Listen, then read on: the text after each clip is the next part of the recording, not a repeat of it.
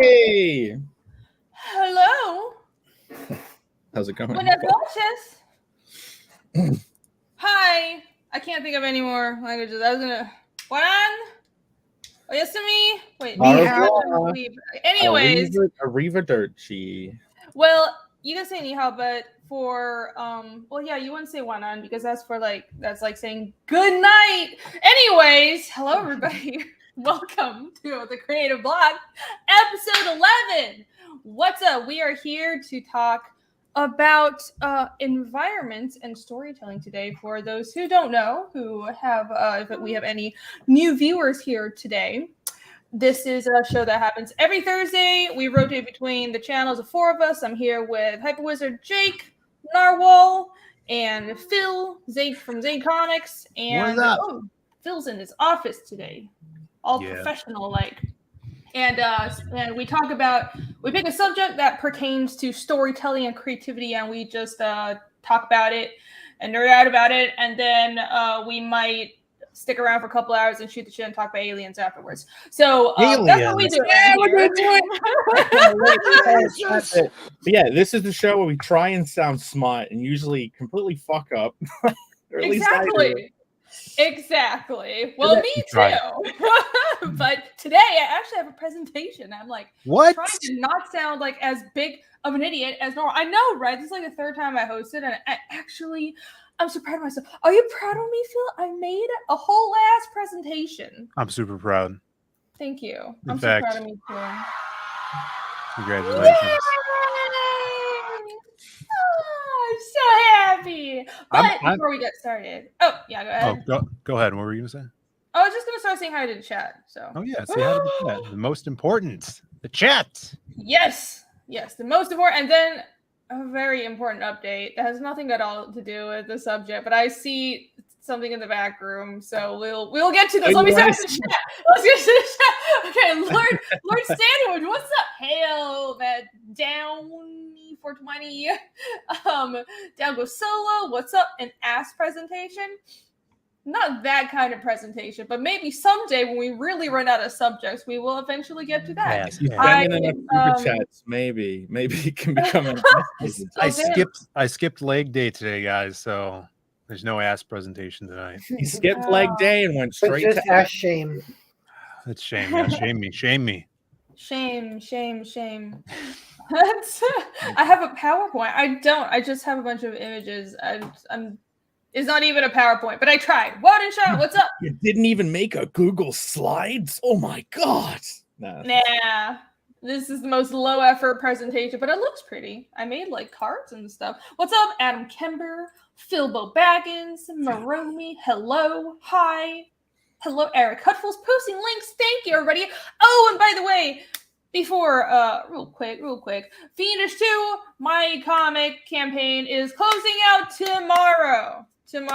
So if you guys haven't backed it yet, you should really, really check it out because it's going to be coming down after midnight tomorrow. So as in tomorrow is the last day to back it. So if you haven't checked it out, please go take a look. Link is right there. Eric just posted it, but it's also in the description. I posted it right at the top, so go back it.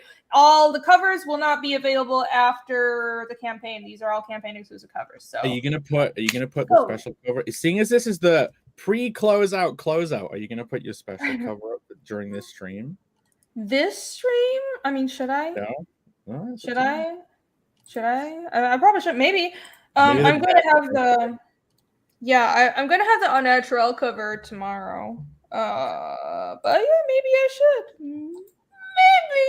It'll be 24 hours at some point, right? Maybe you can do that. That's right. Yeah, I'll do the 20. I'll do 24 hours. So tomorrow. Or you know what?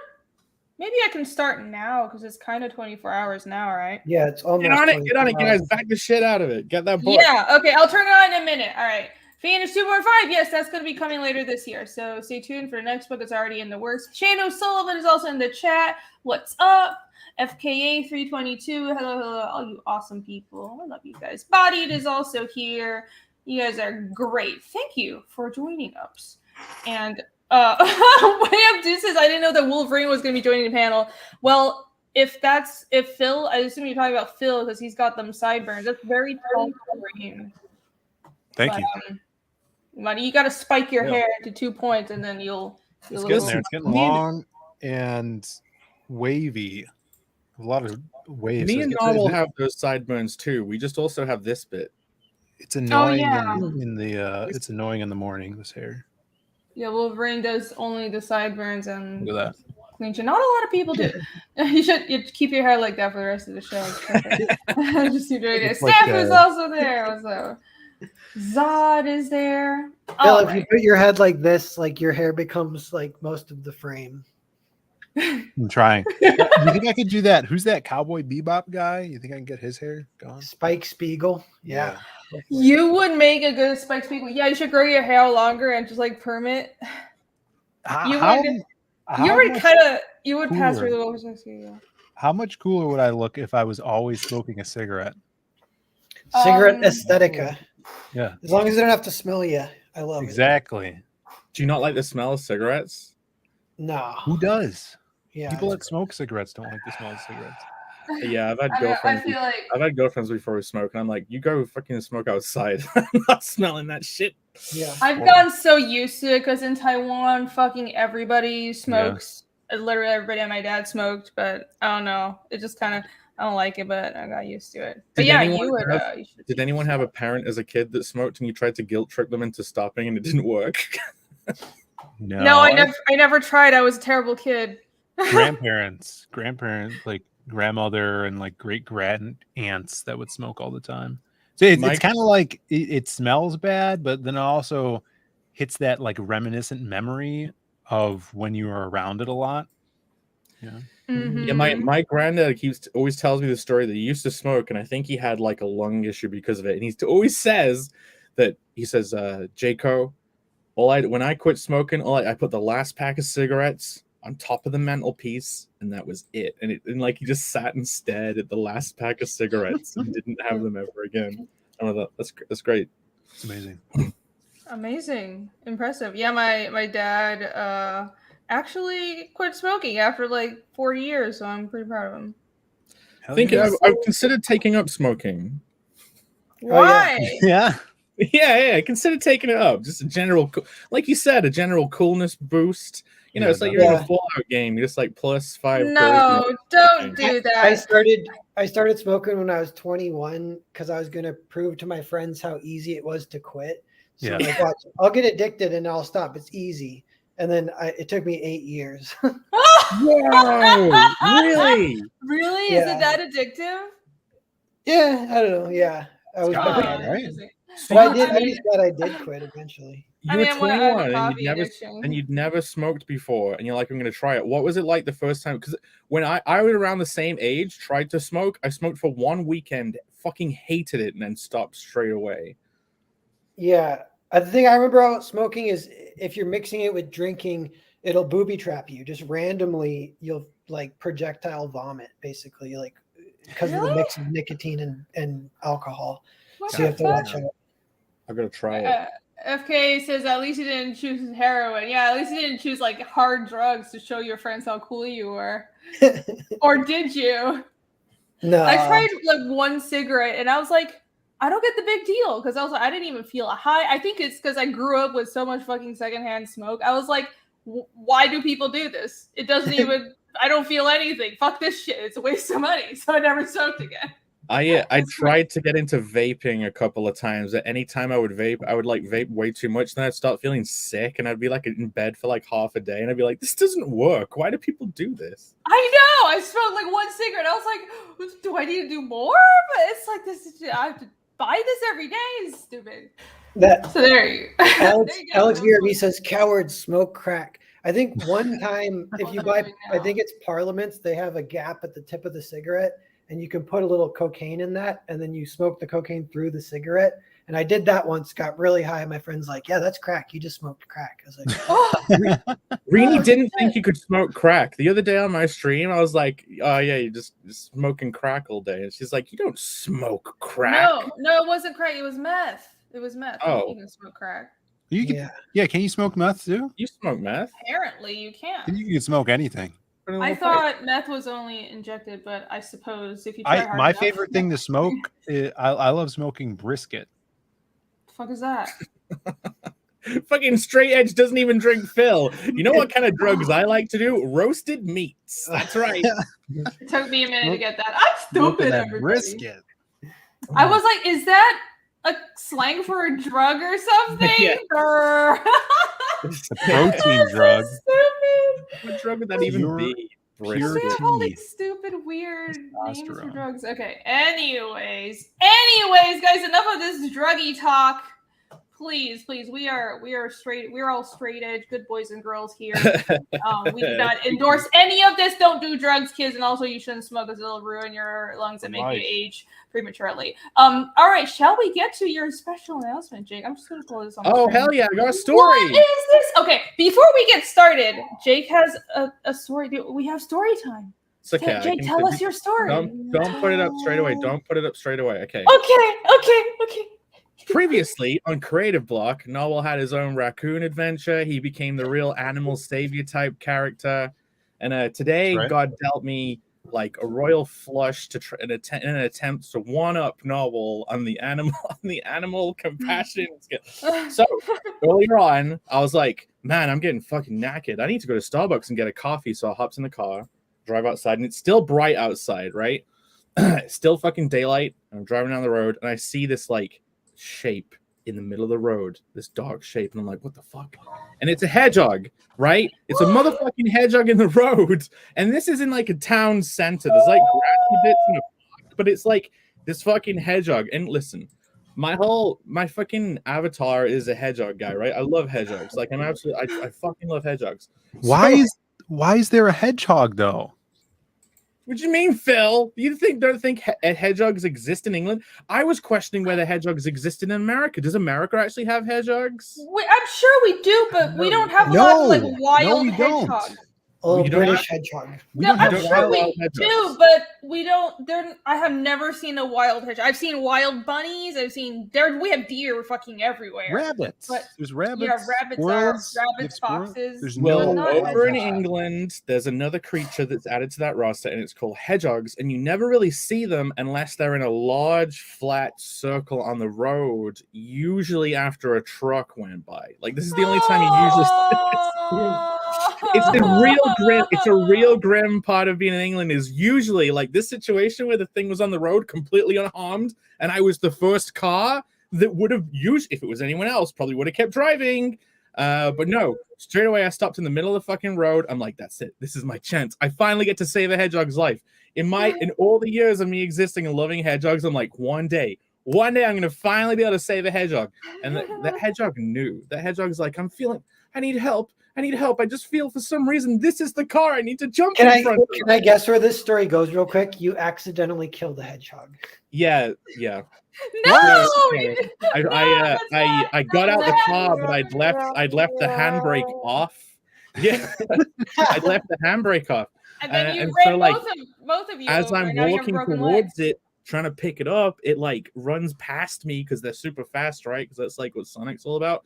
And then like the Gotta go car fast. starts rolling, and no. Dueling fucking soundboards, Phil. I'm gonna here. Oh, calm down. Oh fuck this. Anyway, so that didn't happen. Basically, I grabbed my hoodie. Finish him. I grabbed my hoodie. I went and picked up the hedgehog. I'm like, hey, little guy. And it was so docile. It was clearly dehydrated. It was like walking around in the road. It was like a drunk person at night, stumbling, trying to find his feet. And like it was so friendly, or AKA knackered and in need of help, that it wasn't even rolling up into a ball straight away. It was like, should I be scared? Or is this fine? So anyway, It's I picked it probably up. like delirious. No, totally. So like I picked it up and put it in the car, and I'm like, honestly, like most people might be worried or something, but I'm like, I'm just saying to it, you're gonna be so looked after. You picked the right guy. I'm like, I'm gonna save the fuck out of you, hedgehog. And, if you pull up the video, I'll show you. This is a. There's a quick video? Yeah. Yes! There you go. All right, everybody, preface Is this it- with, if you have headphones on, I'd say take them out of your ears. Fucking hedgehog Good gets on idea. screen. Can we get some hedgehogs in the chat? YouTube. Oh, hedgehog emojis. Hedgehog emoji. Let's get some hedgehog. Is there a emojis. hedgehog emoji? There is a Yes. hedgehog emoji. The rare hedgehog emoji. Let's see if I can do it. Hedgehoggies. Down Go Solo wants to know what the F does knackered mean. I think it means tired. No? Oh, knackered, cream crackered, shattered. What? Tired. Okay, this is too Britishy for me. It's some Knackered, cream Britishism. crackered, shattered. But yeah, go Yay! on. There's the hedgehog emoji. That's awesome. You guys are awesome. I've posted a bunch of fish bugs. That's channel lore. Awesome. All right, let's see this video. Okay. Be still, my heart. Okay. There he is. Oh! Little dude. Wait, is that his nose? Or yeah, he's That's his nose. His dong. You're looking at his dong. Look, Is he you can. upside down? What the fuck? What's No. his final His moments head of is life on like- camera. He's lightly bald. Lightly I think it's bald. a she because it doesn't have the belly button, aka penis. Bald? What do you mean? Ball in a ball. B-A-L-D Oh, or B-A-L-L-E? B-A-L-L-E-D. Yeah, bald. Teabag. Likely bald. Got some female pattern baldness going on. But yeah, so Yeah. like it's not even in a full ball there. This is me picking it up and taking it to the car. That just Yeah. wasn't a cat is fucked up looking. What a So- weird looking cat. Yeah, it's a weird looking cat. So what are you That's- doing? Are you gonna keep her as a pet? No.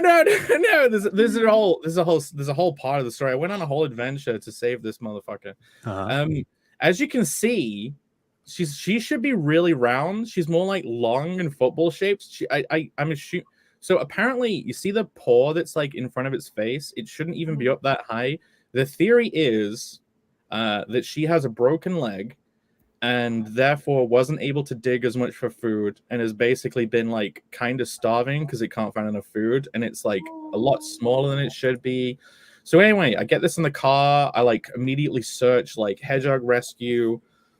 Get like the one that's still open because this is like it's sunny outside, but it's pretty late. You know what I mean? Find this one place. And I call him up. I'm like, is this like a hedgehog? Listen, I found a hedgehog in the road, and she's like, you need to bring it in. I'm like, wait a minute. Should I not just take it to the park? Because I'm in my head, I'm like, I don't want to separate a family. Maybe this thing has babies. And she's like, no. If it's out at this time, there's a problem. You need to bring it to me. I'm like, okay. You like the closest one? This place is like an hour-ish away, like 40 minutes away to drive. And I'm like, she was like, yeah, there used to be one near where you live, but it's pretty much me. And I'm like, okay. So I have to basically like my mission now is to drive to you and everything will be fine, right? I'm like, I don't have a box. Does it need to be in a box? She's like, no, don't worry. If you have it swaddled in a hoodie, it should be fine. I'm like, okay. So I'm like, do you know what? I'm on it. I'm gonna get there and it's all gonna be fine. I'm like, put the phone down and I'm getting all in the car and I'm like, I'm gonna save the shit out of you. Yes, you picked the right guy. You couldn't have picked anyone better. You couldn't have picked anyone better. Anyways, they're like, yeah, I save the shit out. Then you crash your car, and then the hedgehog goes flying out the window. I know. What else could go wrong? There was one situation kind of like that happened. So I'm driving. I have to go on the motorway, aka the highway, as you guys probably call it. What is a motorway? Yeah, a motorway is what we call the highway, but we call it the motorway. And then so like I'm on the motorway and I keep checking. I'm constant all through this drive. I'm like constantly checking on it. Be like, are you okay? You okay? Because I'm worried that it's gonna unball and get annoyed at like Weird Al Yankovic playing on the stereo, and like start saying, "Get me the fuck out of here." But yeah, there was after I got off the highway, halfway through the drive, basically, like it started like trying to emerge, and it like kind of got in between the door and the seat, and I had to park up to like re-swaddle it, but like it was on the chair. It tried to escape and climbed off the chair, and then immediately regretted its decision and was just hanging on. Like, come on. Get back in. So yeah, like swaddled it up, got to the place, and it was like literally just a woman's house. Really? Well, I was like, hedgehog? I don't even know what would pop up if I Googled hedgehog rescue near me. Like, what You might find a hedgehog, but I got another photo. I'll play that video again super quick, but I have another photo. So yeah, I took it to this person's place. Like they took it in, they gave it some like painkillery stuff, like figured out that they thought its leg was broken. I asked him a bunch of questions about like how's it going to get looked after, because I was basically trying to ask loads of questions saying like, you're not going to put this down, right? Right. As soon as I leave, it's not on the chopping block straight away. And like, no, like they'll take it to a vet and like Then see they'll what put it to sleep. then it'll get the injection. But no, they said whatever we do, we won't put it down unless it's like a last resort. But because its leg's broken, they think it can never go back into the wild because it'll actually have to go to a place where they have a special garden to put in them. Do you know what? Awesome. Matt 6 Bar says, what do they taste like? Do you know the Romans actually ate these things? Oh, I'm not surprised. I mean, people still eat guinea pigs in South America, the barbarians. In Roman times, like hedgehogs were street food. So you know they must taste all right. But yeah, you know they'll be taken to like this special garden that's full of bugs, I guess, where they won't even have to dig. And apparently, like every 3 months or something, they have to like check on it to make sure it hasn't been like abused or like poorly looked after. But I've got another photo if you want to share that. You know the woman probably just got her house on Google just so she could eat these things, just so people could bring them to her. Oh, that's horrible. The kitchen, there's like steam coming from the kitchen. They've got like 3 other ones on the fucking barbecue. That would make me so sad. Greenie, apparently, there are no hedgehogs in the Americas. I want to.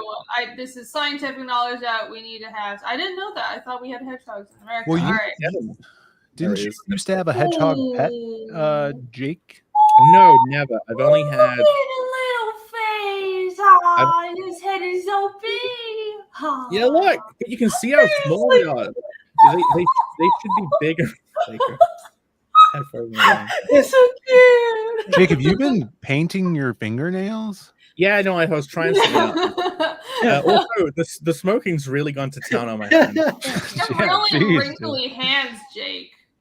Yeah, those are the hands of a witch who eats hedgehogs. Let's not insult the nice woman who dedicates her life to rescuing all these wonderful animals. Matt, you're not making things better. No, I don't want to think about that. They come with the toothpicks already in the meat, so you just like already ready to pull out. I hate this. But I hate you guys.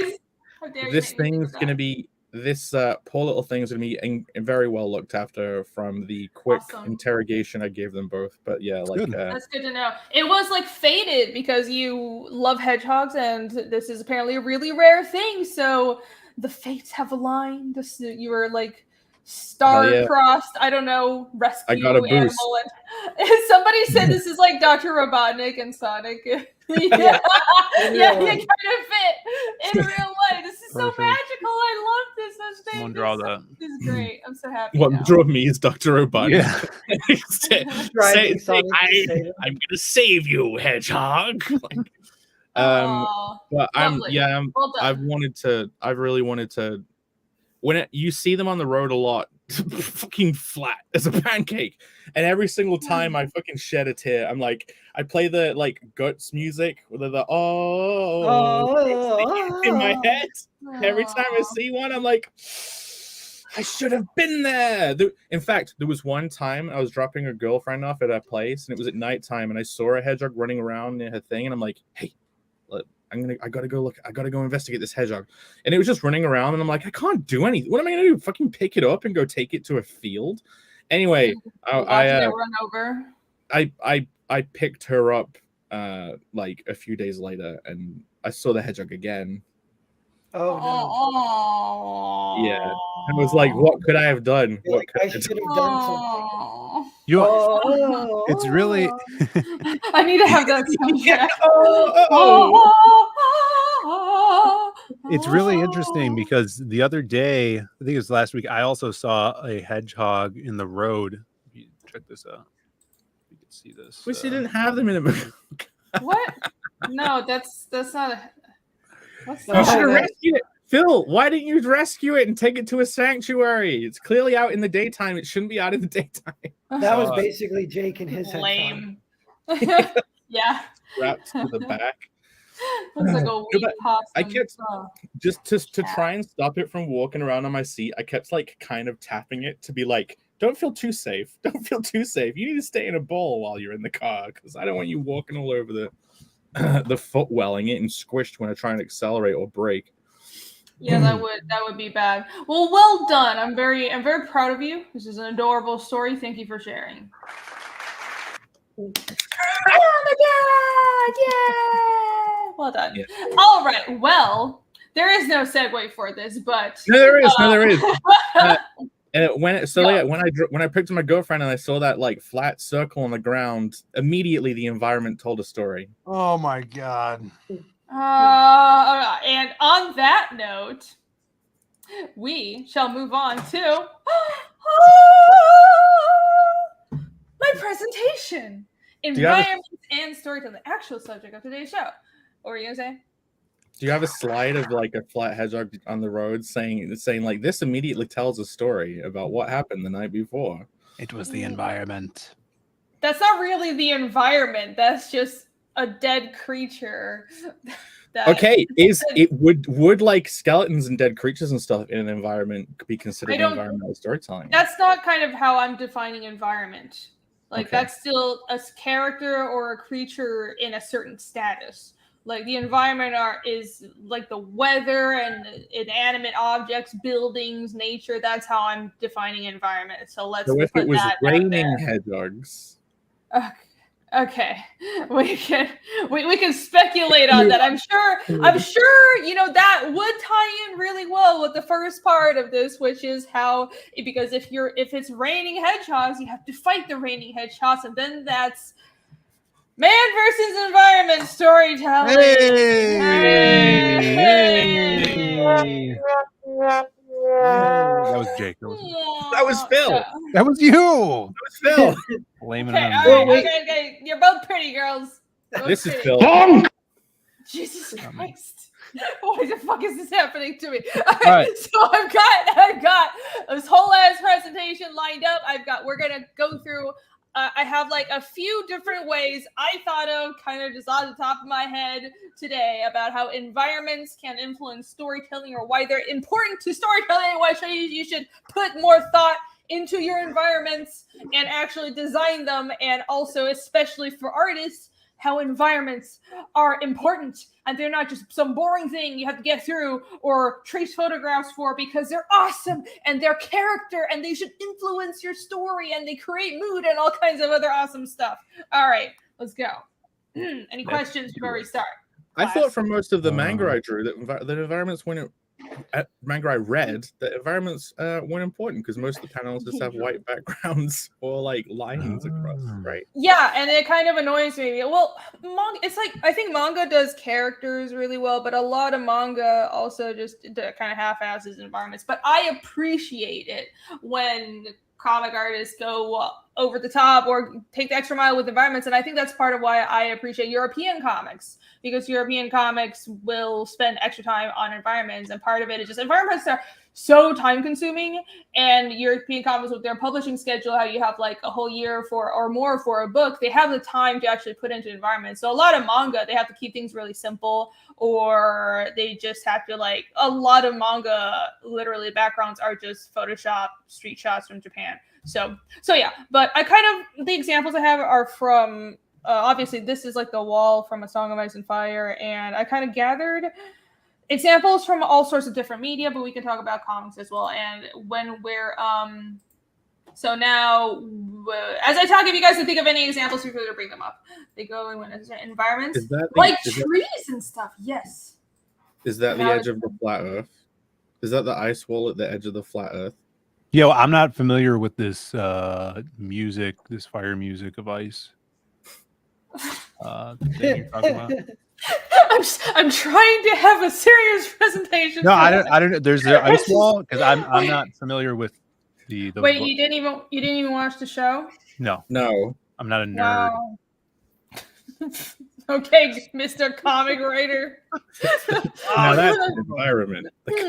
How does the environment affect the Columbo storytelling? No. Every episode is a different environment, and they get a lot of. I was like, that's part of the formula for Columbo. Like there was one, and it's at a military academy, and it's all about the ins and outs of the military academy play into the mystery, and they get tons of authenticity from it, and it's like pretty addictive because this is like there's no overarching story. So one of the only reasons you tune in every week, you keep going back, is because you love Columbo, but then you want to see like what environment they're going to put him in. New setting, yeah. Oh, Yeah, good. and a lot of times you're going to get a glimpse behind the curtain, like some information you normally wouldn't see. Like, I don't know how a military academy works, like, and you get to see a lot of that at play. It's really fun too. What a great show. Yeah. So good. I've been watching it. With a great Did Columbo ever fight the environment? No, he never even uses a gun so far. Not that I've seen. It's pretty awesome. Yeah, there's one that way later, there was a TV movie from the 90s. Columbo went all the way to like 2001. I didn't realize that. Started in the 70s. He was like super old. It was after he had played a grandpa in The Princess Bride, Peter Falk, which is really famous for that. A lot of people know him from that, but he was Columbo the whole time. So in the 90s, he did one episode where his nephew hit his wife on their wedding night, gets kidnapped by a super creep who's going to marry her and then kill them both. And Columbo stays up like 4 days straight trying to catch him. And it's one of the only ones that's not really a mystery. It's a suspense thriller kind of. And that one, like the environment's a little bit different. Like the environment, if you include it as like, well, the environment includes this psycho who's going to kill this girl. He's fighting a ticking clock kind of.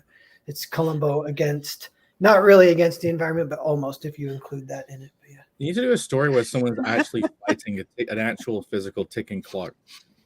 Yeah, I have no idea. We're in a race against the clock. They're in a. Ooh, I like that. So It's like a wacky racist type What, thing. like- But they're just stay Why on am I that so one. big? Stay on the U big for the whole. What- There we what- go. Now this is the It's dream. it's just me. You already see my stupid fucking PowerPoint. Wait, why can't I get the PowerPoint? Wait, I have a not question. PowerPoint. I have a question before we move on. Narwhal, do you ever get to see Columbo's wife? I haven't seen it yet. He references her often. Constantly. Yeah. And there is like Awesome. lore that maybe he's like a psycho genius and his wife doesn't actually exist. And he's, I'm like, this guy doesn't even have a wife. This guy Yeah. works so much now. Well, I was gonna have a follow-up question. Do you ever see his wife naked? But I guess if you don't see I it, have right, no right, idea so. what you guys are talking about. All right, let's Reed, move on. when you're talking Well, about man versus environment, what is this concept? Are you talking about like the film where that guy got like stuck in the desert under a rock and he had to saw his own leg off? Is that the man versus the environment? Are you talking about that film where there was like It was an two army. women Was get that the lost at Leo sea? movie? No, he was stuck in like a fucking Yukon He or was some shit, Stuck right? in a Baz. Yeah. fucking Yeah, fuck he was in house. like bear guts and shit. No, I actually quite like stories like that. There was also this other movie. I think Mads Mikkelsen was in it. It's called like Arctic or something, and he was like some pilot who got trapped in the Arctic, and then these other pilots flew over him. The search and rescue team finally found him, but then they crashed their helicopter too, and then the whole story is Oh about my this. Wait a minute, can you imagine? You just made me think of a story where someone is lost and all the rescue teams keep fucking crashing, and then they just end up giving up and building a whole new civilization in the place that they're all lost in because so many people get lost there. That Yeah, sounds like sounds it would about right. be environment versus a bunch of dumbasses. yeah, these aren't even humans. They're just fucking idiots. There's a YouTube video about a camp in Japan. A hiker got lost and was gonna die. Like didn't know where they were for like 4 days, starving. Someone rescued him. A helicopter saw, and they come down and get him. And they're like, "Yeah, we saw the help me sign that you made." And they're like, "I didn't make a help me sign." And it was the person before who they didn't find. That person was dead. They found their bones. Yes, Oh, wow. yes. I Whoa. heard about it. It was a giant SOS sign, and they were like, "Oh, we're so glad we saw this sign because otherwise we wouldn't have saved this hiker." But he didn't make the sign. It was pretty Dude, cool. that's some Twilight Zone shit. I mean, not cool because somebody died, but you know, dude, the wild is like fucking. Don't go into the woods if you're not prepared. Like it's dangerous out there. Yeah, you'll get covenant ticks and get Lyme disease. But Rini, is your core point with man versus environment that the environment can bring innate tension to the story? It can, yes. Thank you. That's a very good question. Thank you for asking, student Jake. Well, so there are different types of conflict structures in storytelling, and every story can. We've covered this on previous shows.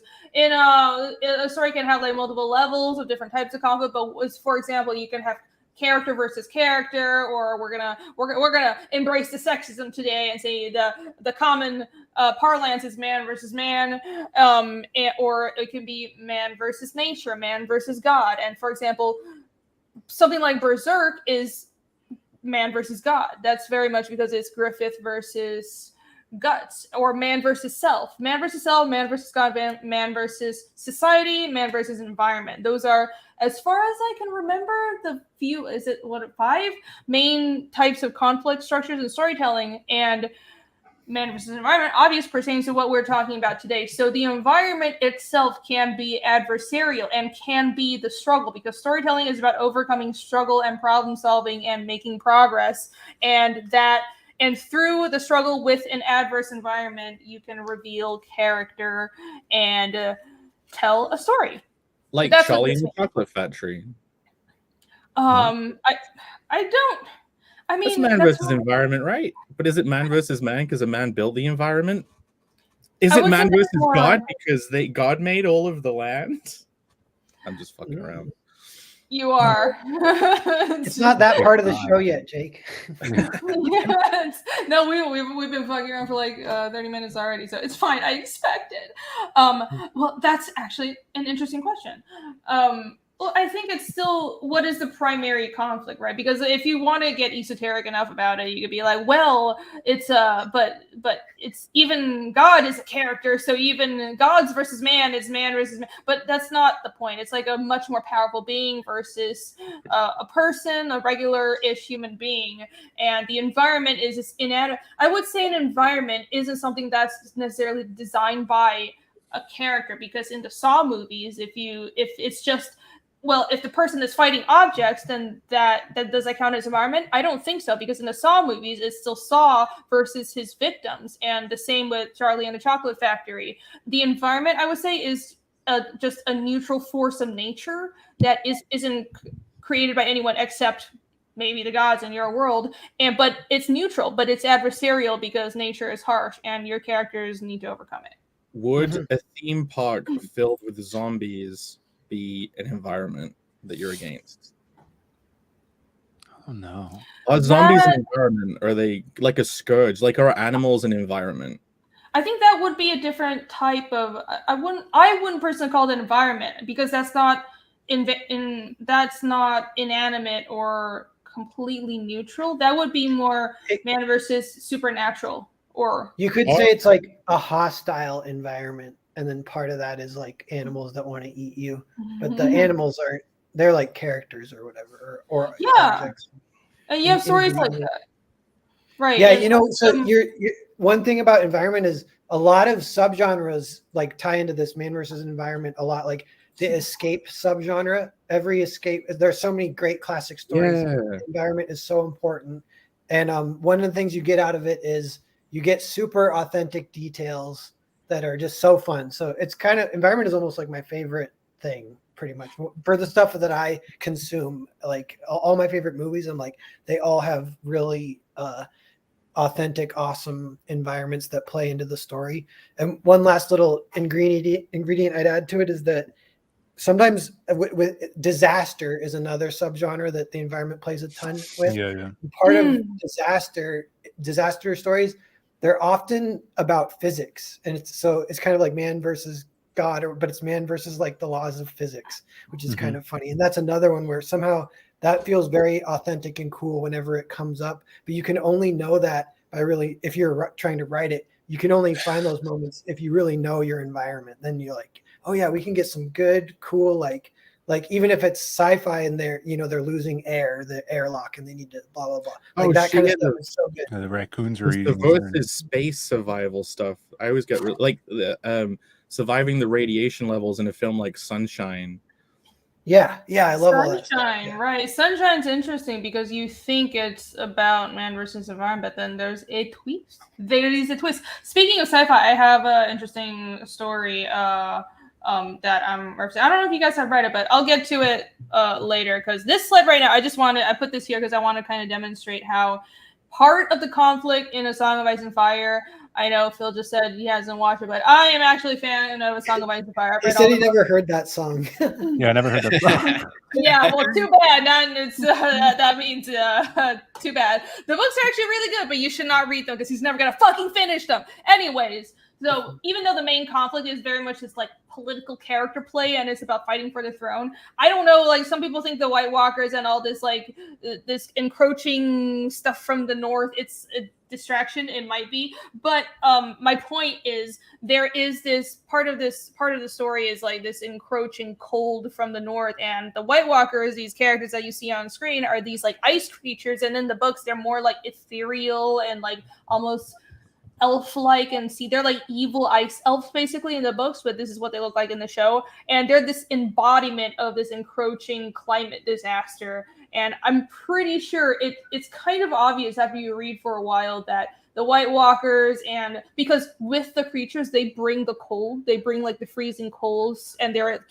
like this army of and they also raise the dead. They're like ice necromancers, so they kill everybody on the way and they raise the army of the dead, and the cold comes with them, and they're like fighting their way south and shit. So they're like, this is like George R. R. Martin's facsimile or metaphor for climate change, and the dragons are his metaphor for nuclear weapons. And is it? Or the woke mind virus? It's kind of God. You're making an argument not to watch any of this or read it. It's fine. Like I'm like, wait, don't the watch ice it. people bring the ice weather? That's so interesting. Yeah, it's fine. Don't watch it. Don't read it. I don't give a fuck anymore. These books are never gonna finish, so I don't care. Ronan's reviews just became a member. Thank you so much. New demon baby. Those show up in StreamYards now. You can click on it. That's Michael Bancroft says the White Walkers are Greta Thunberg. Yeah, it is. Yeah. Oh my god, somebody meme her into this shot from the show. No, Alex VRB's on it. Do it. I believe in you. When members join, it shows up, but when members chat, I still don't see it. Right. It's only when they like join. StreamYards is fucking stupid. So they'll get it eventually, I'm sure. Yeah, I don't know about that. They're fucking retarded. So anyways, I just want to bring that up. So this is kind of an example of man versus environment, but it's like the environment is also personified in a way. It's just another right. Yeah, like they're like a force of nature, or even like I guess something like as old as like the Odyssey, where you have like the god of wind, or like Poseidon being a force of nature or environment. What would you consider that? Like personified pieces of nature. Right, yeah. Like yeah, that's what a lot of gods are. Well, I wouldn't say Gollum's not a personified. What? Gollum. What does Gollum? A golem's a rock creature. I'm just saying, it's like literally a living environment. Golem, not Gollum. Oh, not a golem. No, a golem. Little like the Jewish robot. The golems, right? Yeah, that's interesting as well, because a lot of gods in pagan cultures and stuff are personifications of forces of nature. So right. That's kind of interesting. I think it kind of, the line probably is blurred there between man versus environment or gods there, but it doesn't matter. We're just talking about pointing out that this is a mode of storytelling, and I actually do quite enjoy it. I do think everybody should check out Arctic. Check out like, what was that other movie we were talking about? I forgot, but Arctic is a really good movie. Yeah, this conversation has made me realize I fucking love space survival type stories, because it feels the grimmest. Like the things you know about space, how hostile it is. Like the film Moon, or anything where they're stuck on Mars. Like you have to survive an environment where you can't even breathe outside. You know what I mean? You're gonna have to get technology to help you, or salvage some stuff, or fix stuff even to be able to breathe. Of course, Multiple people in the chat are saying Alive. Is that a movie? I haven't heard of that one. Is that like another Crash thing? I mean, everyone's favorite actor, Tom Hanks, in a Castaway. That's a good. Oh yeah. Alive. Yeah.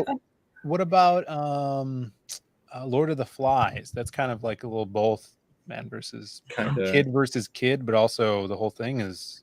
Well, if the point of this like topic is the environment can drive the conflict, if those kids weren't stuck on an island, they wouldn't have that driving force, really pushing it. I would say that is more. It's definitely there for both Castaway and for Lord of the Flies. But it's more. It's like that's the second level of conflict. The main conflict for like Castaway is man versus his own psychology, basically, and then it's like kid versus kid in the Lord of the Flies. But the environment is definitely there. Let me catch a couple super chats. Adam Kember for Australian 5. Thank you. Is it strange that the surname Robinson appears in tales of survival in harsh environments? Robinson Crusoe, Swiss Family Robinson, Lost in Space.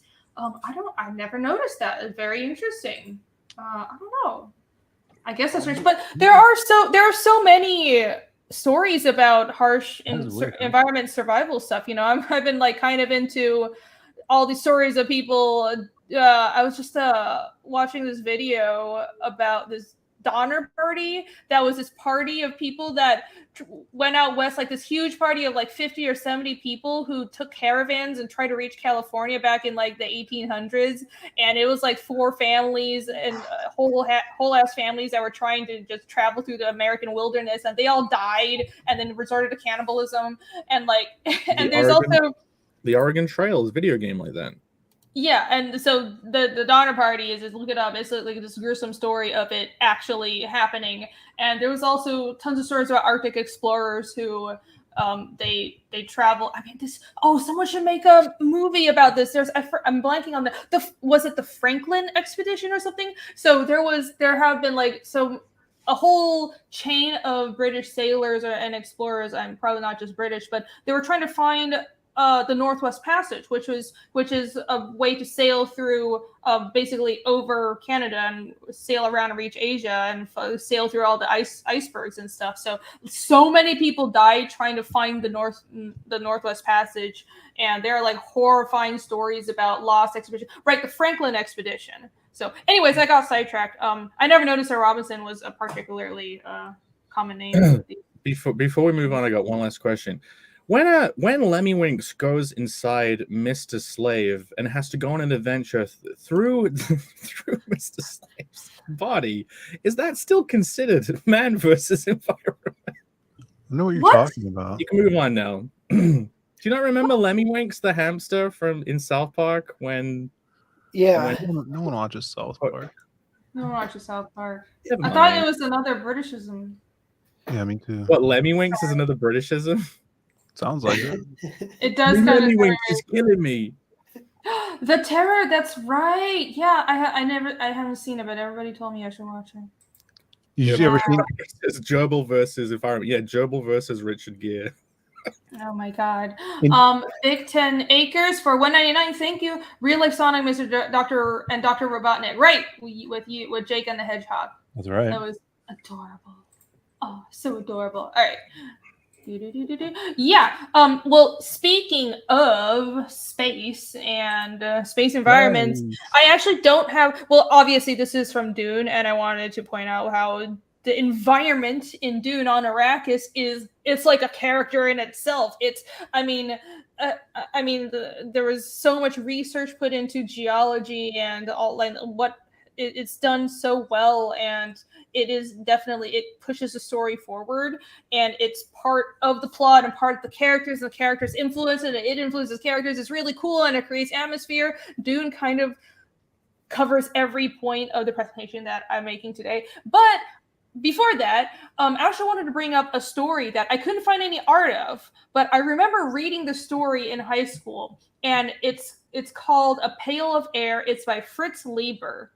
And I don't know if anyone else has read it, but it's stuck in my mind because, Jake, you'll probably like this. It's a story about, and it's a sci-fi scenario about Earth becoming a rogue planet. So Earth has been ejected from its orbit around the sun, and it's just been flying away from the solar system for like a decade or so now, and everything is frozen over, and it was really cool because there was like the science was very well researched as far as I know. I don't know, I'm an idiot, but it was like the atmosphere was escaping, so there was really little oxygen left. It wasn't just everything was cold, and of course society had broken down, but the story was told from the point of view of this little 10-year-old boy who was born into this world, and his father was like telling him about how they have decided that he survived the apocalypse and he got really depressed, but one day he met his wife and decided, no, I'm not going to give up, and I'm going to survive and have children and try to make a life for myself, even though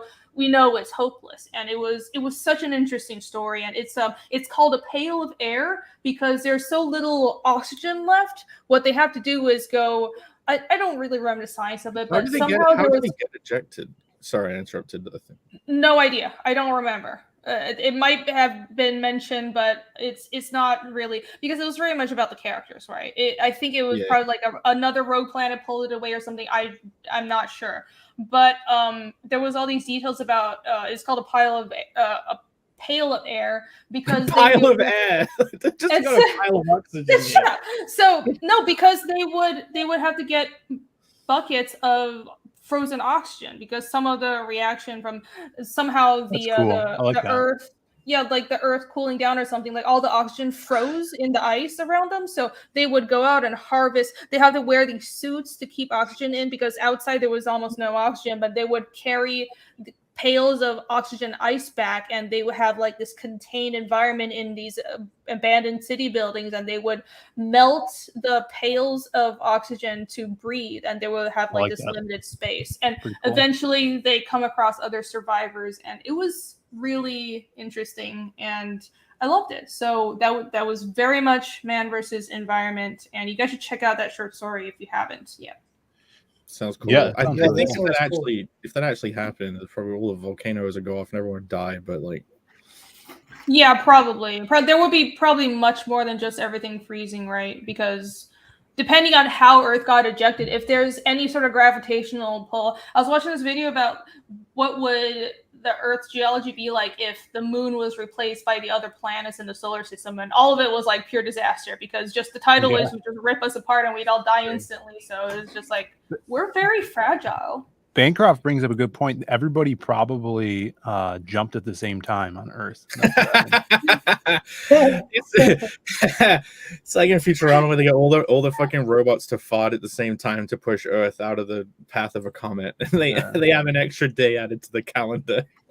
That's exactly what happened. Yeah. Ellie Munoz brings up Cormac McCarthy. He just died. Rip Cormac McCarthy.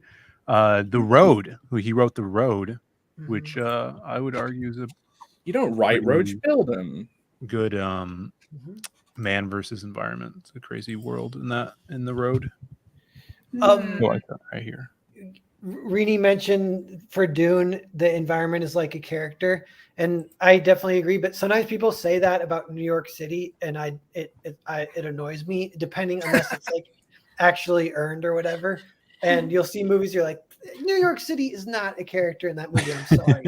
But there's one movie where it sort of is, and we might have talked about this on a previous creative block, but it's Midnight Cowboy because it was directed. It's like that's a Dustin Hoffman and Tomb Raider's dad. I forget his name, but anyway, it's directed by a European dude who was kind of looking at New York with fresh eyes, and he could only see like the exaggerated iconic parts. So he put those all in the movie. John Boyd. That movie, it has Dustin Hoffman. The most famous line from it is Dustin Hoffman crossing the street. Someone like a car almost cutting him off, and he slams the car and he goes, "Hey, I'm walking here. I'm walking here." So I was wondering though, did he invent that? And then now everyone says that? Or did he hear that? Yeah, that was ad-lib, right? Interesting. That's did you see that? There was like some video of a guy just like going around pranking, like kind of like pranking people, being a shithead on New York streets, and I forgot I forgot what YouTuber it was. She goes, "We do not talk like that here." Right, exactly. Yeah, like he bumped into Oh, this that woman, seems so- and he was like, and he did this mocking, like, "Hey, I'm walking here," and then this woman, this New York woman, blew up at him. I was like, "We don't talk like that." He was like acting the exact way he was making fun of. It was so Definitely funny. not staged. Although last time I was in New York, I was Actually, staying. it might I was not be. staying over at someone's place who like lived right next to Central Park, and like we were all on their balcony, and I think, okay, wait a minute. Oh God, I don't know. He was saying a popular phrase really loudly that terrorists would usually say. You know, the classic phrase. But then, like, one of those, the typical situation unfolds. You know, if you have the AK in the air and you shout it and then shoot the. Anyway, the typical New York situation totally happened where everyone leans out the windows and starts having like a "Hey, shut up, keep it down." But then more people lean out the window and say like "shut up" to those people, and then everyone starts having a conversation with all these people leaning out their fucking balconies. It was great. Hilarious. It was a very authentic New York experience. It was the same day that a bunch of people ran out of a factory holding a bunch of merchandise, and one guy came out after them and pulled a gun out. That sounds amazing. Then we left. You have some happy stories, Jake. It was a really fun trip. It was a really fun trip. It was great. Pre 9/11 New York. No, very much post. I think pre 9/11. I'm a little kid, like a little fucking 5-year-old kid in New York. I don't know if it's just my child eyes, because I was in New York before 9/11. I just remember the city being so much nicer back then. It's like it's like broken after that. But anyways, the city definitely has its character. Like New York is but it depends. You're right. What Narwhal was saying about it's not just because it's in this famous city, then the city matters. Like it has to actually tie into the storytelling. Yeah, you're right. Chicago was much better. Yeah, well, speaking of Chicago, that Nolan used Chicago for The Dark Knight. Yeah, Gotham City. But for Batman Begins, he didn't. So for Batman Begins, they did it all gothic, and it was regular. And then he had like this genius idea to make it brutalist instead of gothic, and that was like really stroke of genius. But they used Chicago as the basis for that. Yeah, I saw them filming Lower Wacker Drive over here. Really? Story's getting torn apart by the chat, but at least I had a good hedgehog story that makes up for all my terrible stories. You did. And now you balanced out. The universe is at peace again. Yeah. Oh, last little thing about I'm walking here. So that's the most famous line from that movie. Right. And everyone quotes it. And I'm like, is that like good writing? Because it's all he wrote. All he said was, "I'm walking here." It was ad-libbed. I don't think it was in the script. Yeah, so it's like not even writing. So why are we talking about it? I don't know. No, it had to be from somewhere if it was ad-lib, right? It was on the spot writing. Yeah. It was improv. Very. In Taxi Driver, when he looks in the mirror and he goes, "You looking at me? You looking at me?" That's the most famous line. Yeah. Has nothing to do with anything, and it's just ad-libbed, I think. That's in New York. Yep. Yeah. Maybe that's what New York brings to it. Just brings some weird ad-libs that have nothing to do with the story, but people love it. Yeah, we should do that. We'll save that for another show. How ad-libs and improv play into storytelling. Jolly Green is what are we looking at, Rania? We're talking about environments and storytelling. Jolly Green just joined us, and I was just covering. I actually made a slideshow today. Oh my god! We're talking about how man versus environment is a style of storytelling, and you could use the environment as a character and as the primary source of conflict. In a lot of stories, you can have the environment be sort of a tension creator, like we were talking about how Castaway and Lord of the Flies, the environment almost creates more tension, and it creates desperation. And I think in Dune as well, because the primary conflict isn't against the environment, but you can have stories like Arctic and like a pail of air and these other examples we brought up where the environment is the thing we're fighting against. And I really like those types of stories. So like when the woodland burns down in Bambi. I don't think the wood. No, I actually have an example here. Okay. In one of the Dark Tower books, I think it's The Wind Through the Keyhole. Most of the story is a story within the story. So someone's telling this story, but in order to get to that storytelling, in like the first level of the story, something is going to happen in this area of the world that's called the snap.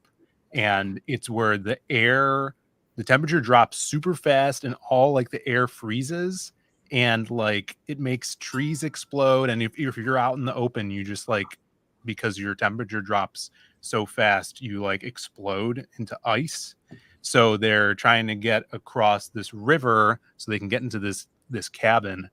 So that's like a total like environment, especially tension building thing, because they're on this ferry on the river that is they're pulling themselves across and get into this cabin. So that's like kind of like a world building type environment thing that is also like time based and builds that tension up. There you go. Look at that. He had a little bit of creative license in the top left corner here, but you know, I don't know what's going on. And the top left is purely there to piss me off. This can be completely removed, and this guy can get fucked. You know, they can replace this with the other character. Oh yeah, you're not on the Griffith did nothing wrong train. No, I'm like very, all these very other filthy people that like to annoy me. God knows why they think that this guy belongs with this girl. She needs protecting at every. You guys aren't filthy. You guys just like to annoy me. That she needs. I mean, I don't really like Casca, but still. Oh God! There we go. That's exactly why. This is exactly why he put it in the fucking image, because I love Casca a lot, and he wants us to argue about who lives. Wait, where are you in the book? Phil and Noel are like, what the fuck is even going on? I don't know what these people where are you in are. the book? Just when Griffith comes back. Okay, so you're ready for yeah, I don't know. Okay, we're gonna. Casca's walking around like a retard for like a whole arc. No, it's not even. It's like for the entire rest of the entire series, and I hate it. She never comes back. Kind of a bummer. What? She never comes back. She did get raped by 1,000 demons, so. Yeah, I know, but you get over it eventually. It's just really. I'm trying to not get into it, but in short, I liked her a lot when she had some really cool development in the Golden Age arc. It was like she was bitchy, but you clearly understood why she was bitchy. It was really cool, and she had character change. And I understand that yes, she went through trauma, but what I don't like is it's not that her reaction to the eclipse isn't realistic. It's not that she can't show her trauma. It's that she became a effective non-character. She was just there basically as like the whole idea of, you know, how people complain about fridging female characters. And I usually don't complain about that. I feel like she became an actual case of that when she was so much more before. Are we talking about Greta? Listen, no. Listen. We should we're talking about Berserk. The people that don't know what we're talking about will just super quickly say it. These two characters, there's another guy called Guts. It's from Berserk. This woman is like, I don't know which one to choose, essentially, for ages. And there's like tension, and eventually she gets together with one of them who isn't this fucking dickhead. And then there's like a whole bit where they all go to hell. And this guy. Spoilers. Alex, thanks for putting this little image on this picture. So this conversation right now. Piss me off. You know exactly what to put in front of my face. And she's amazing and wonderful, and like she starts off a bit like cold, but then she goes through this whole like it doesn't matter. It's fucking. You're right, Jay. It doesn't matter. You need to just read the book. That's all. Okay, I was trying to not talk about Berserk for one show. Thank you, Alex. I have an example of how environment can create tone. And this is just in moving on. Resident Evil save rooms. Are you guys familiar with how that feels when you hear the save room music? Well done. Yeah. I mean, the early Resident Evils, all of that is like really good environmental storytelling. Yeah, yeah. And you could say, well, the music is not part of the environment, but you could make it part of the environment. It's like you could have the Pavlovian cues for Oh, yeah, the sure. environment is all about that kind of stuff, where this environment could like really put you on edge. This one could really calm you down. And having control of that and using it for the story is a good idea. Thunderstruck says you like fairness. Oh baby. Anyway. Well, that is a really good segue into how environments create tone and atmosphere.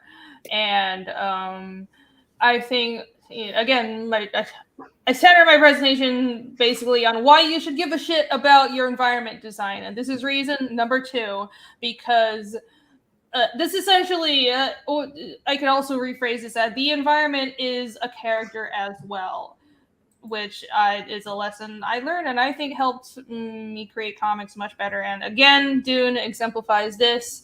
There's the desert imposes isolation and struggle, and that becomes part of the story. And it's like more those sandworms, like how we talked about the White Walkers. They were the personification of this weather phenomenon of the north, of the cold.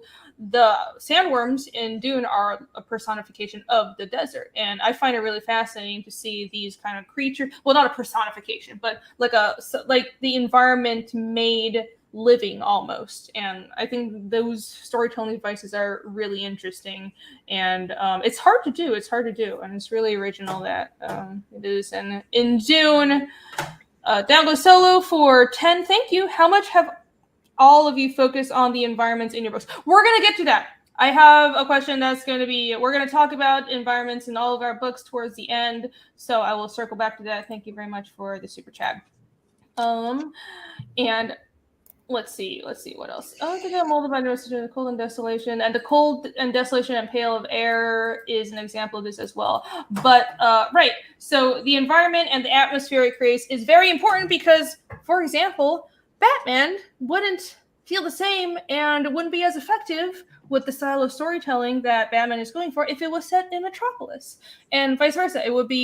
Superman would be a very different kind of story if it was set in Gotham. So the storytelling is centered around not just the characters. It's not just characters that matters, but the environment also matters. And I think for both these two properties, it's an interesting. Well, it's a good example of how you can use the environment to make the characters stand out more, to exemplify the story you're telling, because you could just set both Batman and Superman in a very bland city with no, like, very milquetoast, non-distinct backgrounds, and like the city doesn't have character. It would still work, but it wouldn't be amazing like these two properties are. And it's because these Gotham City and Metropolis have characters, and they tie into these characters. They're intricately married to Superman and Batman, that it works and it's memorable. And I think it's a huge part of why these characters stand out and why people love them.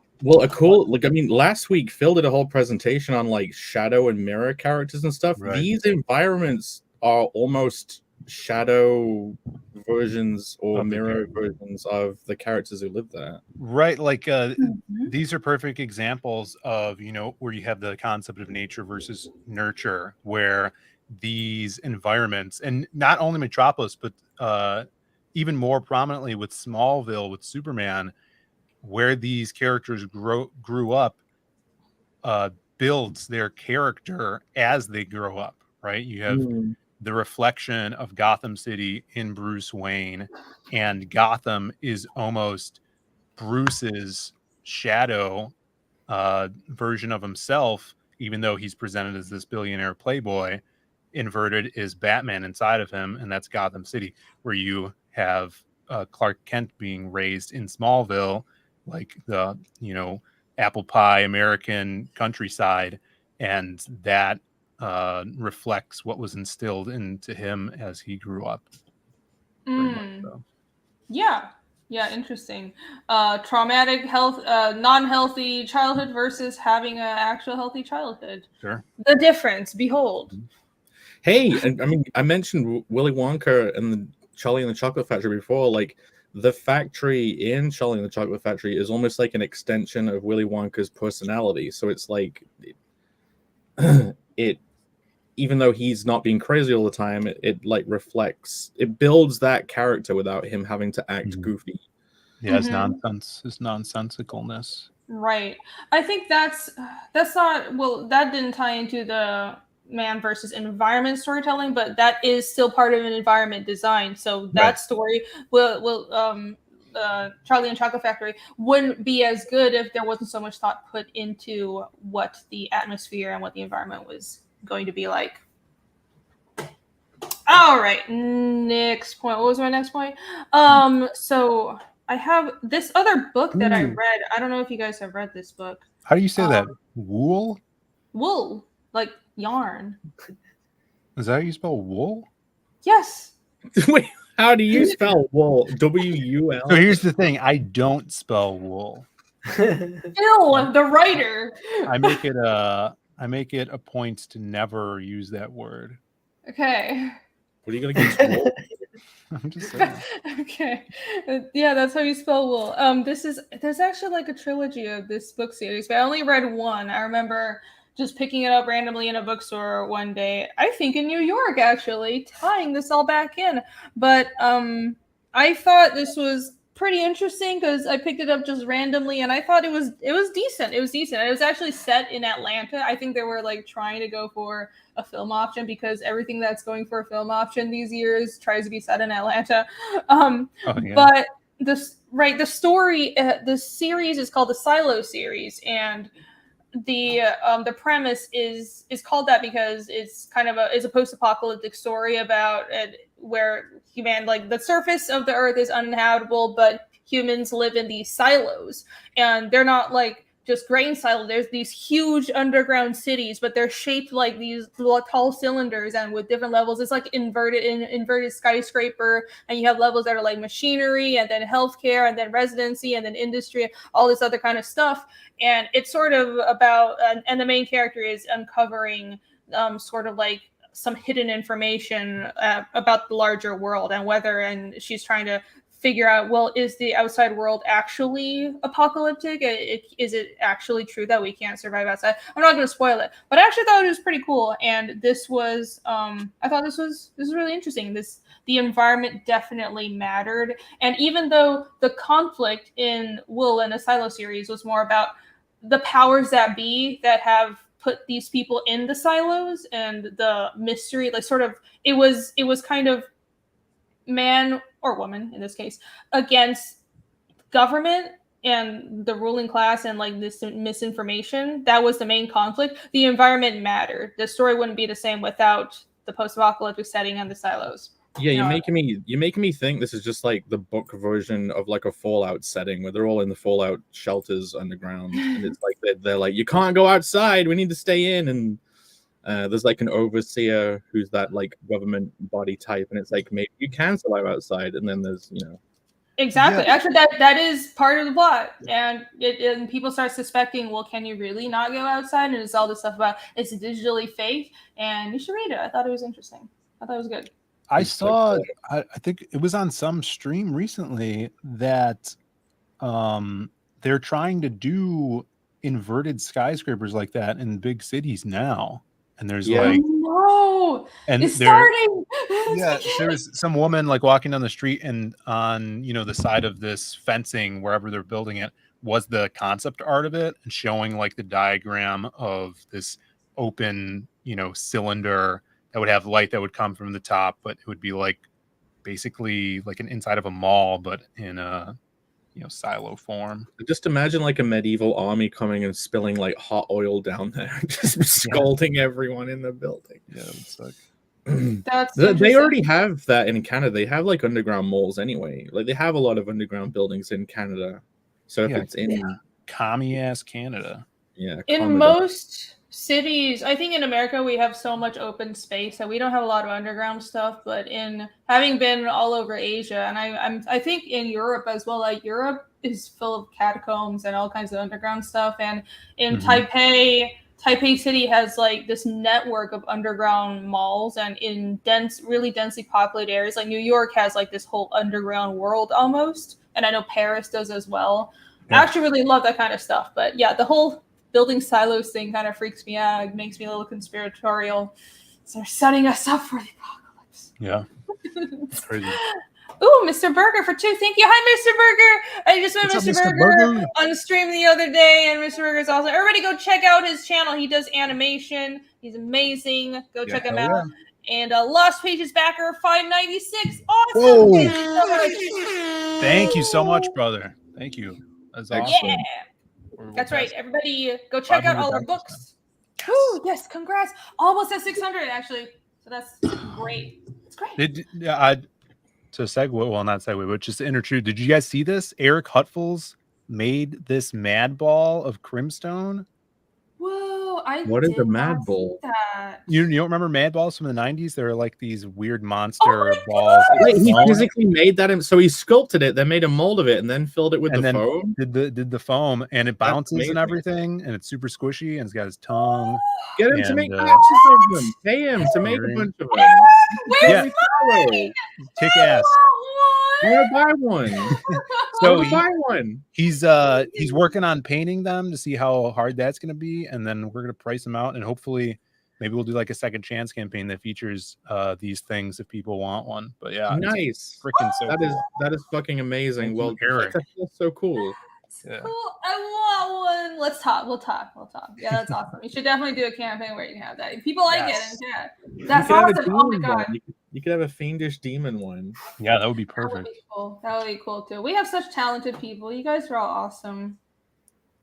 Our bloody legend. Yes. Bloody legend. He's doing mad balls now. Yes, everybody check out our books. Actually, let me do a quick segue. Why don't we do a quick segue and talk about our books for a really quick minute? I don't have anything pulled up. Welcome to the pre-closeout. While you pull those up, another idea when you were talking about wool, if that's how you pronounce it, is the movie that just came out, 65.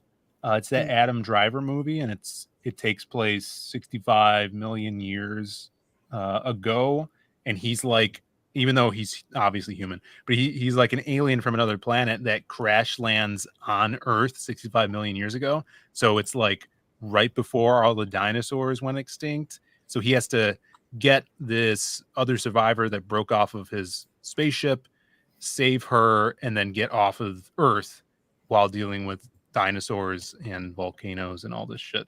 So that's definitely like an environment movie, especially because he has to get off. Spoilers, he ends up killing all the dinosaurs.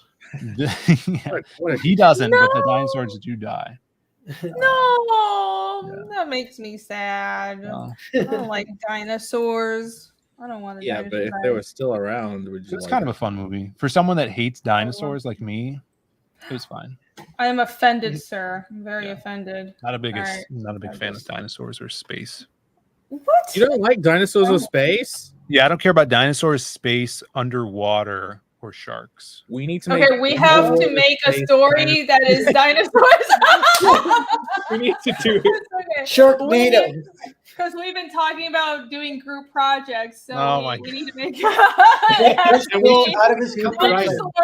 in space under one of the moons of like Jupiter's or Neptune might be covered in this ice ocean. No, so what happened is Earth became a rogue planet, but all the water flew off in the other direction, and all of the sharks and dinosaurs are in the water bubble in space, constantly undulating, and basically it like flies through space and like eats like fucking spaceship people. I don't know. It's like a giant bubble of water. That doesn't actually make any logical sense. All right, I got our shit. There we go. I have FIENDISH ending tomorrow. Yes, ending tomorrow. And I did finally change the title. And in case people have been wondering, yes, I did change it. I did give everyone warning. And I posted an update. I changed the chapter title, and I was a little worried about it, but I think it was Origins before, and people were mistaking it for an origin story, and it's really not an origin story. Anyways, like it's just a title change. I think this fits a lot better. You'll see. So, this is coming down tomorrow because we're starting fulfillment. The book has been sent to press. Actually, I've been going back back and forth with, I mean, my life is just complete chaos right now because I've been going back and forth with the printers, going through proofs, and I've been going back and forth with my Taiwanese factories because I'm getting my standees and the maps are being produced in Taiwan as well. So I'm like troubleshooting a bunch of stuff, and it's going to look so good. I'm so excited, and I'm going to be getting some hard copy proofs soon. But we're going to print. So, and actually several of the items like the mini prints and some of the posters have already been made. So this is going to be coming down, and we're going to be starting fulfillment over the next month or so. So if you haven't backed it yet, check it out now. This is a fantasy mystery. The story follows Casimir, a young hunter that is on the cover here, as he searches for the truth behind the demons that destroyed his hometown many, many years ago. Chapter 1 of Fiendish that was released last year was this action-packed, attention-grabbing introduction to the world, and Chapter 2 is all about the characters. So I delve more into the world building. I want everybody to get to know the characters. It's all set up because I want to create character-driven stories. I want you guys to care about not just the world and the fantasy and the concept, but the characters themselves, because that's what the story is really about. So I think you guys will really enjoy this. You'll really get to know who these people are because these characters feel real to me, because I have apparently a crazy imagination and mild schizophrenia maybe, but I want you guys to feel just as schizophrenic as myself. So please read Fiendish and back this book right now. You can get the Give Me Everything tier, which is all the variant covers. Ooh, I scrolled way past it. It's all the variant covers plus chapter 1 plus an art book. I have an art book there, by the way. It's like 76 pages. It's a huge art book. And it's actually my first Indiegogo campaign. People really like this, so I'm reprinting it for this campaign. You have it's everything. There's a world map and the 2 standees. If you want to, if you're like a big collector, you can get this tier. But if you just want to back the book, of course, all the options are here. I have the variant covers, and there's a Cash Me Up tier. This was actually the most popular tier for this campaign, so that's awesome. That means we have a lot of new readers. So thank you guys so much. That you can get Fiendish 1 and 2 at a discount, and it will not ever be at this price again with these covers. So you can get both these books at a discount right now, and only until tomorrow. So thank you guys. You know what's funny? I need to double check and make sure I backed this because it's been so long. I have Fiendish 1 hard copy and I've read it, and really enjoyed it. And then I'm like, did I back 2? I'm backing the titty. The titty tier is going to be up sometime. It should. It's up. It's right here. I turned it on. Oh, nice. Just for it's gonna be. I'm gonna keep it on until close out. Yep, and you can also get it as an add-on. So that's this cover. I had to censor it, of course. It of course won't be giant black bars over the final. But yeah, if you like this is a limited edition cover, and it's going to, well, the campaign is coming down, so you can only back this for the next day. I got the Give Me Everything day 1, and also one of the 20 wood burning things that you did. Oh, you are awesome. All right, that's the next thing I have to do after I'm done with all this printing. Burn that wood. I'll burn the shit out on this time. Last time she did it, guys. This is wood burning shit. She was breathing in the fumes. I was sorry. I had this no, that's gas good. mask on. That's good for her lungs. No, yeah, I'm catching up on like 20 years of not being around smoking. I will use the fan this time. Thank you for the tip. Okay. Anyhow, just a tip. Thanks for a tip. Let's see. I wanted to show everyone something real quick. Ooh, also this. I haven't been pimping this out, but this is a sticker that everybody is getting because I was a stretch goal. So everybody's getting. You made it more red yet? Awesome. Have you made it more red yet? What? Have you made her skin more red yet? Because she looks normal. I haven't. You're right. I should make her more red. She's supposed to be more red. So anyways, I'm going to make her more red. So, but everybody's going to be getting this sticker. And the bookmark was a limited Black Friday sale thing. So y'all can't get this anymore. But there it is, looking longingly at you. And this is the standee art. And I actually have... Here. Look. Oh, shit. It's a paper mock-up. Oh, nice. That's so cool. Yeah, I printed it out to size and cut it out with like tiny scissors. And I was like, oh, because I wanted to see just how it looked. Because I have this kind of weird base, and she's also on one leg. I wanted to see if the balance would work, but it does. So this is how it's going to look. Is that print double-sided? That's sweet. Well, this is just on my home printer, but the final will be double-sided. Cool. And here is the demon. If you get the Give Me Everything tier, you'll get both of these, by the way. And here's the demon from chapter 1. But I'm reprinting the demons. And this one wasn't double-sided, but the reprints for this time will be double-sided. So both of these will be double-sided. Because it wasn't that much more. So I was like, yeah, let's just go for it. So double-sided, this is the, you have a little fiendish base. And that means you can put it in front of a mirror. Right. Here's a demon they fought in chapter 1. So if you like that, if you want to have a little demon and a sexy magic girl staring at you lovingly from your desktop, then you should get those. Yay! All right, that's about it. And thank you everybody so much for supporting this book. You guys are awesome! Yay! Narwhal, what are you sharing? Just a little hype for Grand Prix. I'm gonna launch that after Cerberus fulfills. Cerberus, the books are ordered and they're coming to me later this month, and I'll fulfill this. So this will probably launch like mid-July to late July. And so I'm definitely excited for this one. Let's see if I find some pages to share. So we got like furry slaves. Can you see this? Oh, furry. He's doing it. Furry slaves. Furry slaves. Narwhal, you have fallen. No. Dude, that's so hot. He's doing it. And this is this is the slave arbiter, and he's like trying to make a deal. Oh my god, I love those. They're talking about the inventory with the slaves, Look at the character. And then because Julia we meet her because it's like I was telling Jake this, but it kind of does the thing where this is 4 years after the events of Earthbound 1 and 2, so we kind of just find people wherever they are, and so Julia is currently just a slave with all these furries, but they let her play tennis. And so the guard comes to get her and they're like, yeah, that somebody fucking bought you. So, Nice. Whoa. All right. Yeah. And it's this girl is interested in Julia. Slavery And I might change her color palette. I don't know. Cause she's very Casca-y. She is really, and it still weirds me out. Yeah. Weird Great coincidences. lighting. Yeah. Beautiful colors, man. That's so cool. When will this be launching?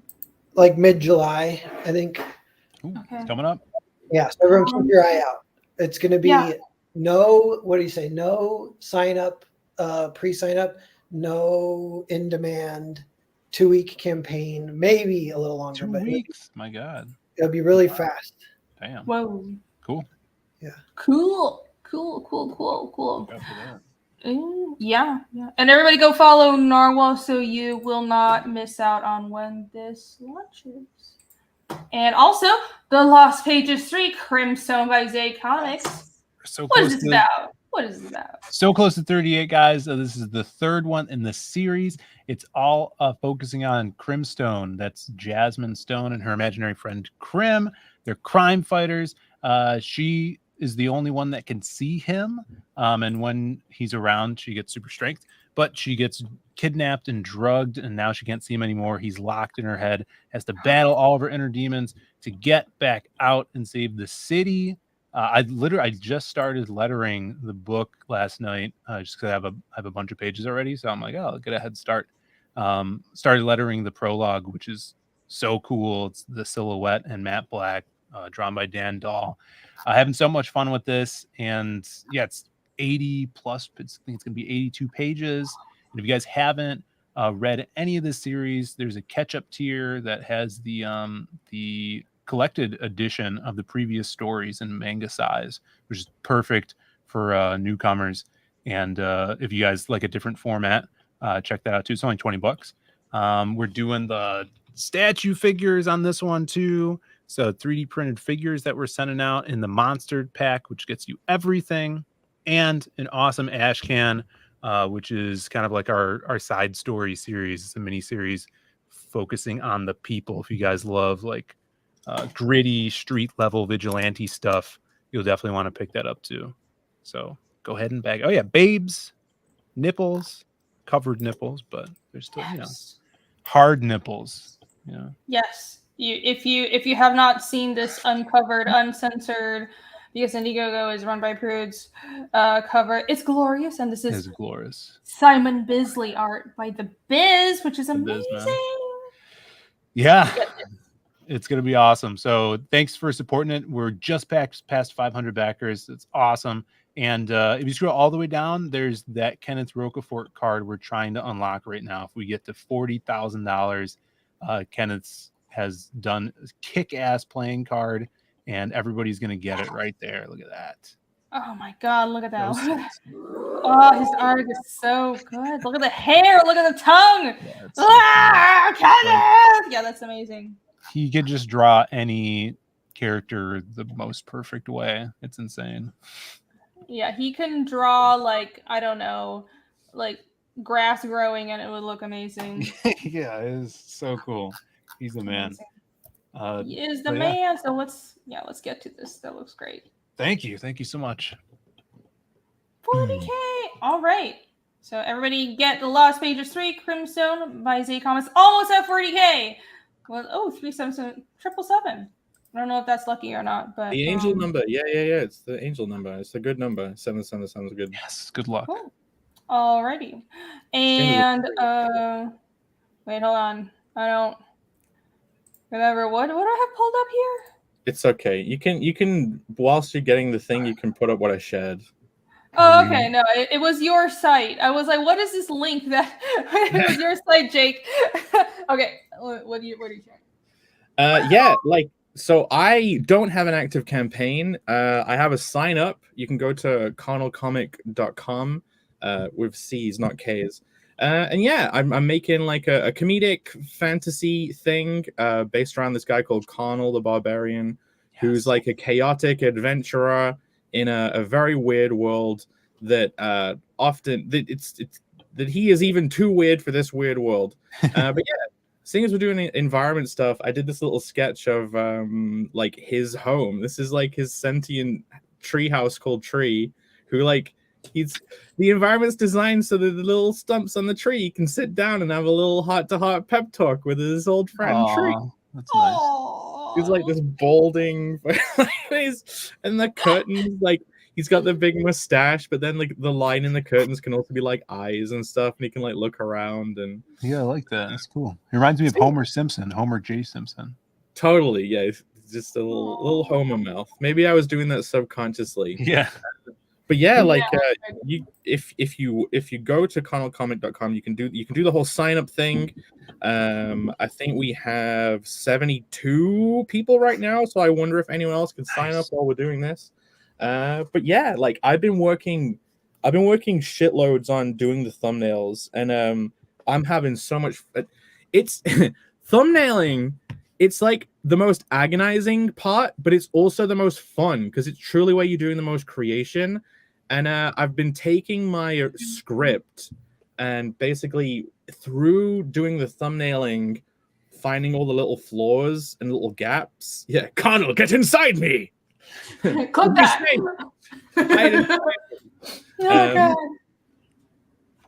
But yeah, so like I've been thumbnailing my script out. I've been like finding the little flaws and gaps and filling them in and moving stuff around, and like I've been very lucky to get feedback from like these guys reading it, and I'm so looking forward to getting the first book out. I think I'm gonna do. Here's the thing. I've been saying I'm gonna do it black and white.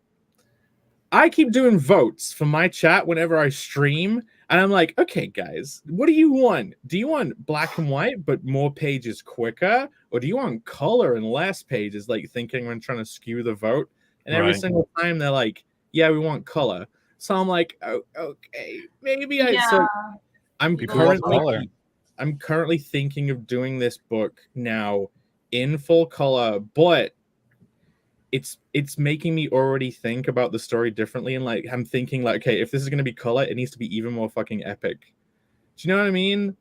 Do whatever you think would be best for your story. I think it would be good. It would be good for the story. It's a very colorful, cartoony world. I mean, like he has he has a secret power that glows blue. Right. I think that's really important. Yeah. Like I know you're playing around with doing it in black and white and just having the blue, just like the one color, which would be cool. But it's gonna most likely at every printer cost the same because you have that one color. It definitely will. It definitely will. Right. It would just be if you got a single color. I realize it's just the same as printing color. Right. And and seeing as instead of doing this big story, I'm gonna do what everyone says is put like this first 50-ish page book out. So I think I can afford to like get it colored if it's not gonna be me even. So yeah. You can make it a stretch goal. No, I'm just gonna. No, I want to. I don't want. I want to plan ahead. I think a if you low stretch goal. Yeah, like a low one. So you know, $500. We get to color, baby. We'll get the 500. It's a talking point. Yeah. Okay. It's a stretch goal. It's totally a non-planned ahead stretch goal that it can be color. But yeah, and you know, the first step is getting more signups. So like, I'm trying to get that first 100. So if anyone is interested, go to carnalcomic.com, throw your email in there, and then if you back it, you'll get a free item. It could be a trading card, which would be, if I did a trading card, it would be holographic.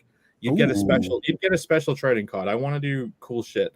It could be an enamel pin because I love doing those, but like, yeah, look at that. See, the thing about enamel pins is, here's a couple I've made before. Here's Pacoon from Hollow Fist, and he's two slurs merged into one. And here's Mindy from Hollow Fist. Wait, did you just get it?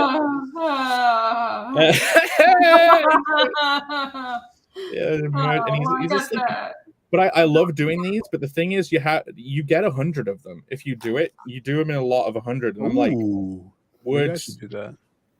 Yeah, you can do a special. So if you had 100 signups that actually followed through and backed the campaign, like that 100 could get like a special. I just fucking love doing pins, man. I love enamel pins too. I've got an enamel pin that I'm doing for. I'm gonna get monetized soon on my channel, and I'm doing an enamel pin for the members. It's like the Pin Pals thing, and it's like I love. They're kind of expensive to make, though. I mean, you're just dishing out enamel pins like they're nothing. It wouldn't be a low membership tier. It would be like a tier. Okay. Interesting. Maybe I want to get more pins. Well, we'll talk. But you're in the UK, so I don't know. I want to find somewhere good in the US. Ship them. Yeah, because my last enamel pin in the UK. They just get some Chinese company to do it, and they act as a middleman, right? F China, man.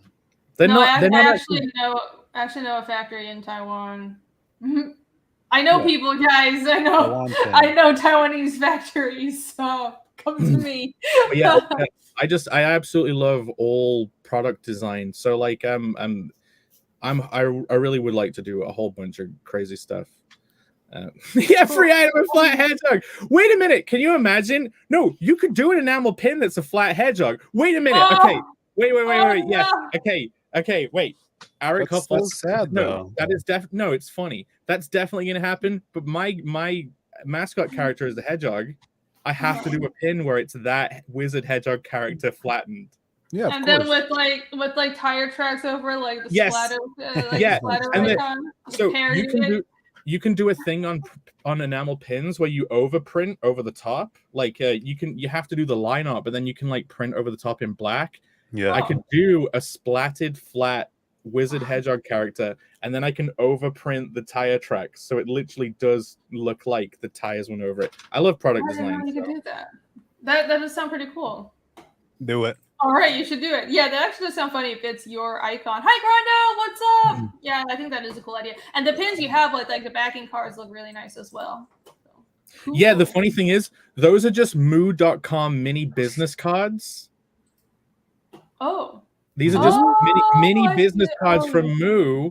And you just stick them through, huh? Yeah, I just printed them, like had them printed at the same amount, and then like assembled them myself because they add so much money to have a backing card at the factory. I'm like, fuck that! I can shove some shit in a card. Smart, I like it. There you go.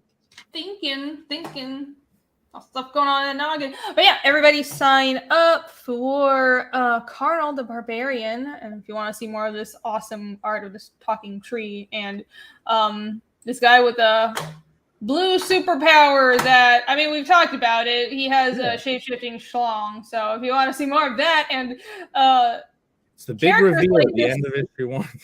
Yeah, that we Spoiler. already know. Yeah, You've been talking about and posting on Twitter. But besides from that, maybe we shouldn't talk about that as much because I think a bigger selling point would be characters like this, which is a fuckubus. Yeah.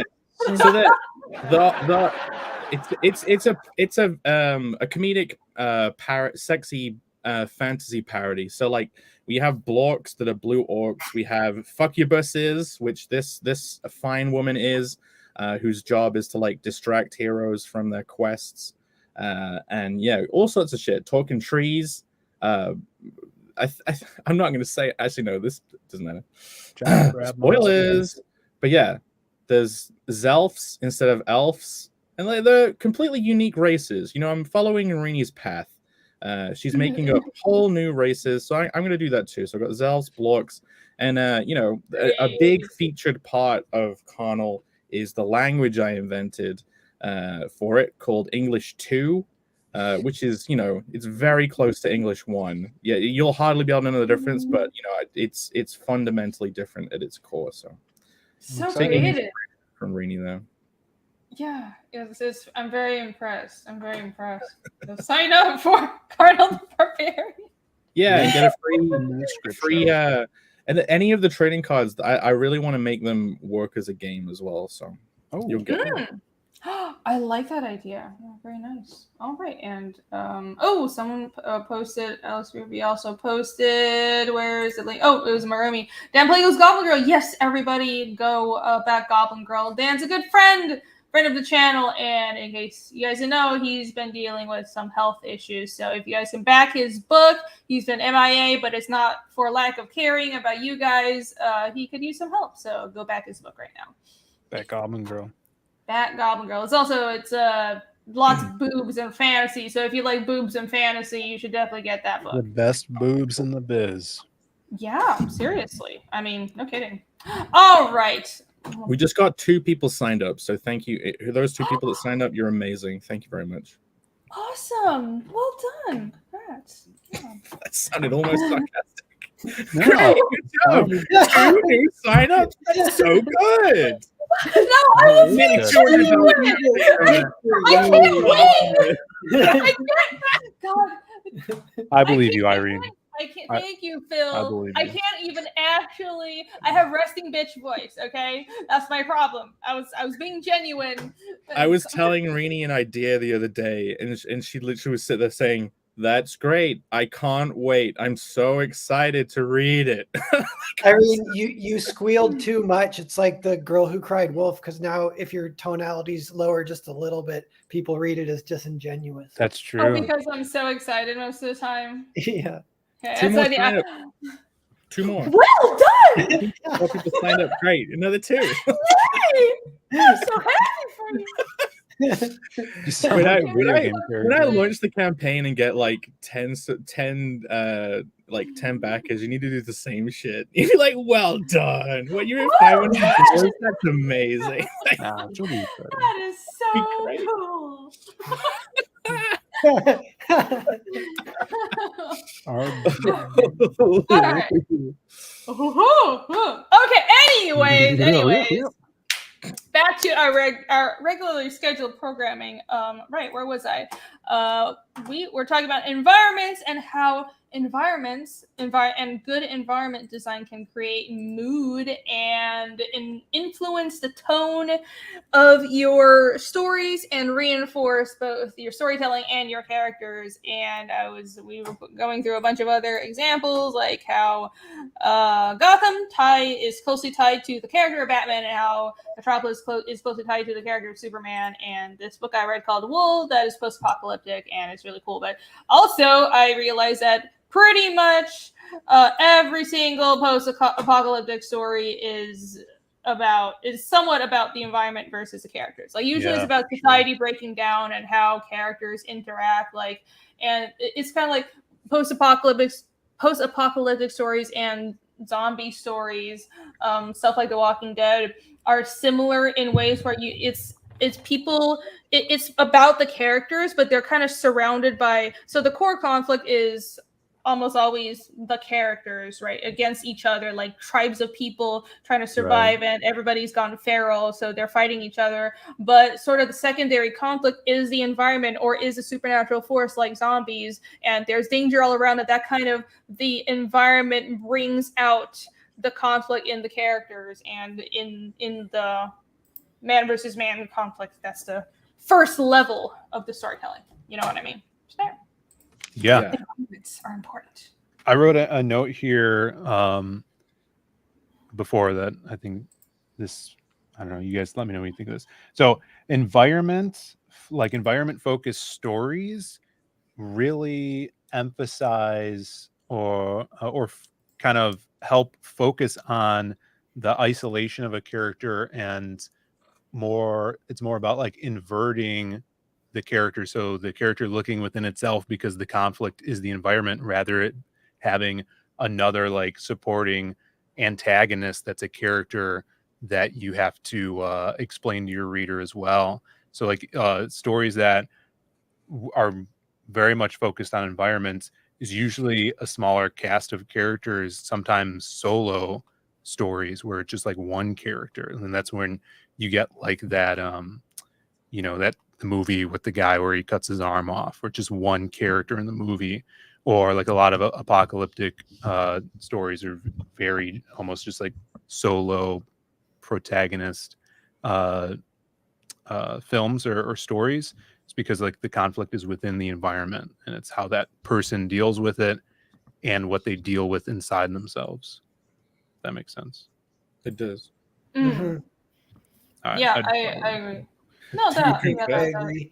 And it could be, this is maybe just a little different, but I know Hitchcock did that like literally a lot of times, where the environment is a reflection of the character. Mm-hmm. And so like The Birds is like that, where it's actually, there's a reading of that movie where it's the spurned woman who is manifesting the birds. And when she finally dies, the birds kind of go away and the movie ends. And the birds don't show up until she gets like a lover spurned or whatever. I'm trying to think I feel like I've seen examples like that, but I can't quite think of it. Remy Brado, 127 Hours. That's about the guy who got his arm stuck in the rocks. Yeah. That was definitely also the environment brings out the character, inner character conflict. Yeah, but also just in like, I guess that's not a situation like that. It's more about stories like Arctic or The Terror, which is I guess about Arctic explorers getting stuck in a boat up in the far north, or like 127 Hours. You don't need to put a lot of thought into the environment design, even though the environment does affect the story and is essential. You know what I mean? Does that make sense? Yeah. But there are some stories where you have to put a lot of thought into, like, if you're creating something post-apocalyptic. I think it's been done so many times before that I think what would really make a story stand out is if you have the apocalypse happen in a unique way at this point, or of course like having good characters. But I think what I would like to see, because we've all seen so many post-apocalyptic things, is seeing the trajectory of how society broke down in a different way. But for example, A Pail of Air is post-apocalyptic, but it's done in a way that I don't think I've seen anywhere else before. Earth has become a rogue planet and stuff like that, and how it plays out. And it's probably, if it's not just cities with like broken buildings and like trees growing all over the place, like we've all seen this, it looks really cool, but we've seen this a million times. I would love to see something else. One thing this is making me think of is you can kind of get meta with this kind of stuff. So if something's been really played out, there's one layer where you can take a popular mimetic setting, a sci-fi place, a zombie apocalypse style end of the world thing, like a fantasy realm, like an old castle and shit, or like, and you can use that to quickly communicate a bunch of stuff to the audience, because they've been done so many times. Like, you don't have to explain the world as much. You can use it to fast track a bunch of ideas and then actually focus on what's unique to your story, But the next layer on top of that totally is you can subvert if you have this that's been done so often, it's a perfect opportunity to switch it on the audience and twist it in some way that could make it interesting, where like it's post-apocalypse, but then like partway through you find out that they're in a simulation. Yeah, that would be interesting. How it's you think the story is one genre or one kind of conflict and it's turned on its head. That would be interesting. Because it's like some of these played out things are so potent that, like, wasn't like Westworld doesn't it start as a normal Western and then it ends up having robots in it and then it turns into a yeah, that's a good example. Well, I know the original film is it's like an amusement park where you could go to different parts of this park, and one of them is Westworld, and then they have like the Roman world and all this stuff, and you go there to live your fantasies of killing people and sleeping with hookers. Do they start off with that saying it's a theme park, or does it start as a Western and then they reveal it's a theme park? I'm not sure. I thought in the trailer that I saw it was explained from the 70s or whatever. Yeah, it would be cool if they started out as this is a normal Western about these psycho guys who are going around killing everybody, and then suddenly it's revealed that this is a theme park all along. All these people were androids, and then you have more twists. Like, I mean, spoilers. It's kind of like the androids gain sentience, right? And then the show turns to shit. One cool thing I've wanted to do with the post-apocalypse is that you're in an area that is post-apocalypse-y, and they go through on a whole adventure, and it's like you basically accept that this is what's happened to the whole world when you watch films like this. But then, like, at the end of an arc, the characters could look up and they could see like a jet plane going across the top, like a full-on commercial airliner. And then in that moment when they're seeing that obviously twists the whole thing on its head, because that's such a complex economic system that would get that in the air. Like, clearly indicates that the rest of the world isn't fucked like this. So you could have a huge twist in a post-apocalyptic story just by looking up in the air and seeing like a jet liner, a 747 or whatever they are flying in the sky. Sure. Yeah, you just made me think of The Village. Yeah. There. And that twist, yeah.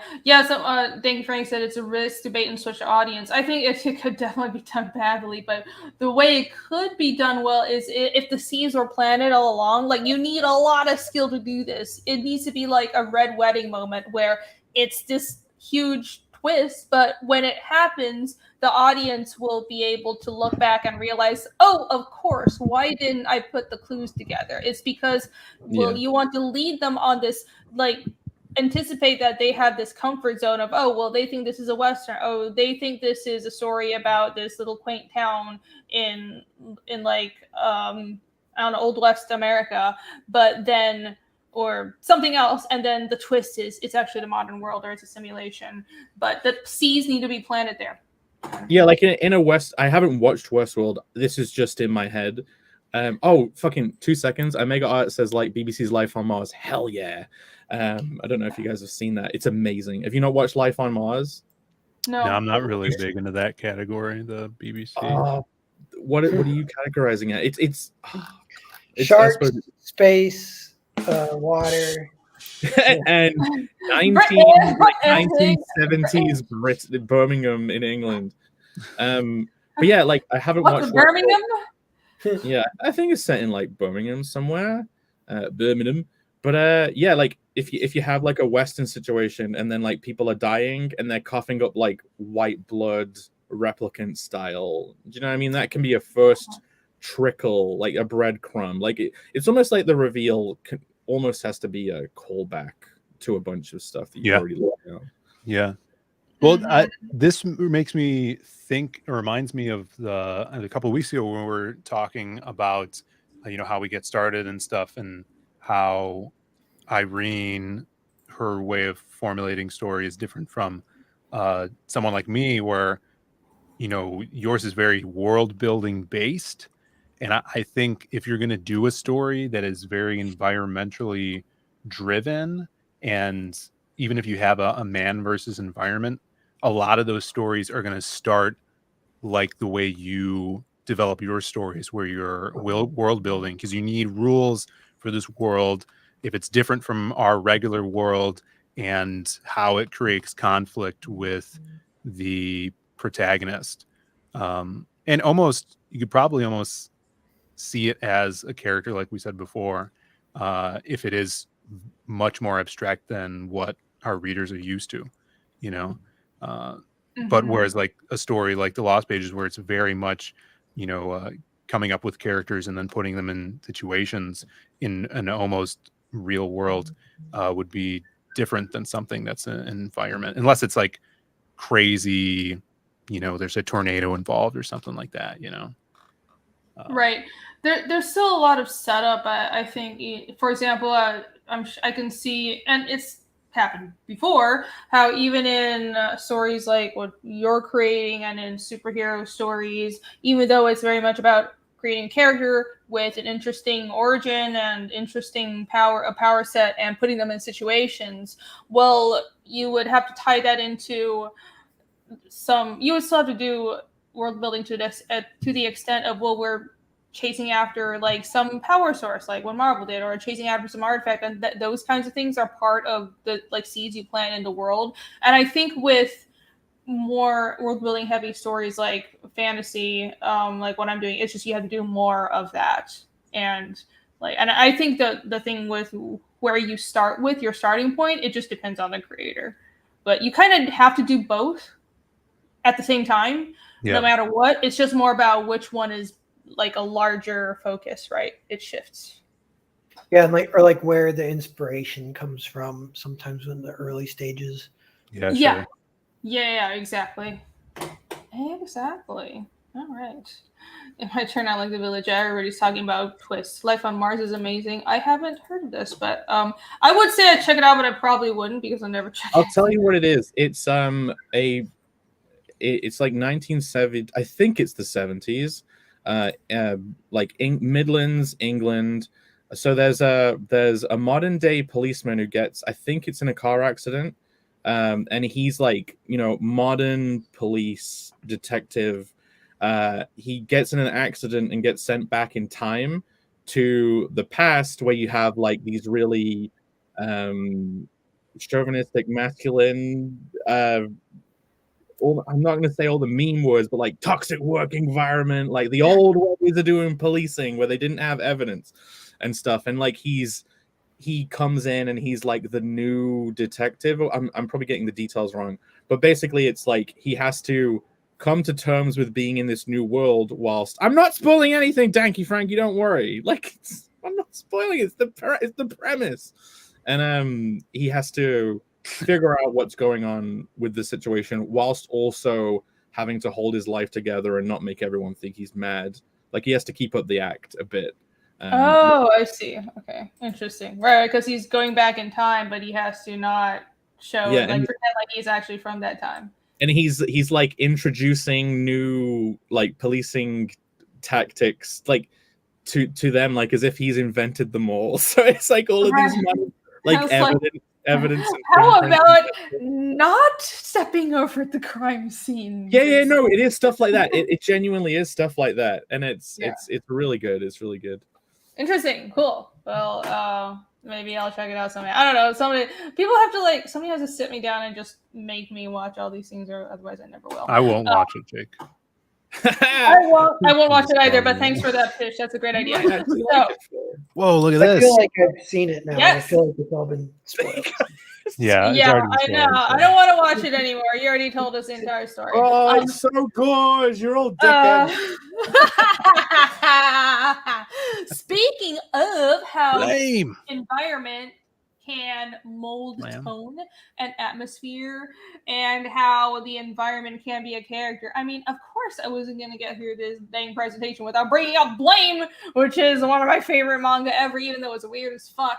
So, in case you guys didn't know, here I've got like pages another like one I own of Blame. Let's see. Yeah, this Check looks awesome. it out. So, Blame is this post-apocalyptic manga. Let me just sit right here on this, and there you go. Whoa. Look at this shit. Look at this shit. look at this insane shit. So the whole manga is like this. Like about 2/3 of the pages are just environments, and it's just like these past few pages you've seen. Just like this. And the story, yes. Is the premise that like this stuff is like self-building and self-replicating, and it's just going on forever and ever? Yes. So it's so ultra moody. far. Yeah, and I loved it because I was like a little goth teen, and I picked up this manga, and I was like, oh yeah, this like it makes my little dark heart so happy. But it's set in a super far futuristic world. It's like Dune far futuristic, but I think Blame might actually be even more far in the future than Dune. But it's just never clarified because it's set on a planet we don't even know if it's Earth, where the entire Earth is covered in these mega structures, and it just builds itself at this point. And the main character is this guy with a gravity gun, a super powerful gun, who's just wandering through these landscapes. And there is a plot, but it's very loose because he's just wandering around, encountering all kinds of weird monsters and like little pocket tribes of people that live in this like maze of concrete environments, and basically it's like a concrete jungle. And like it's so far in the future that humans have evolved into different species. So he'll encounter like weird cyborg creatures and monsters, but also like different species of humans. And sometimes they're friends, sometimes they're not. But he's searching for a being with a special gene to reset the world. A being with a gene. Place a bean. He's keen to obtain being with the gene.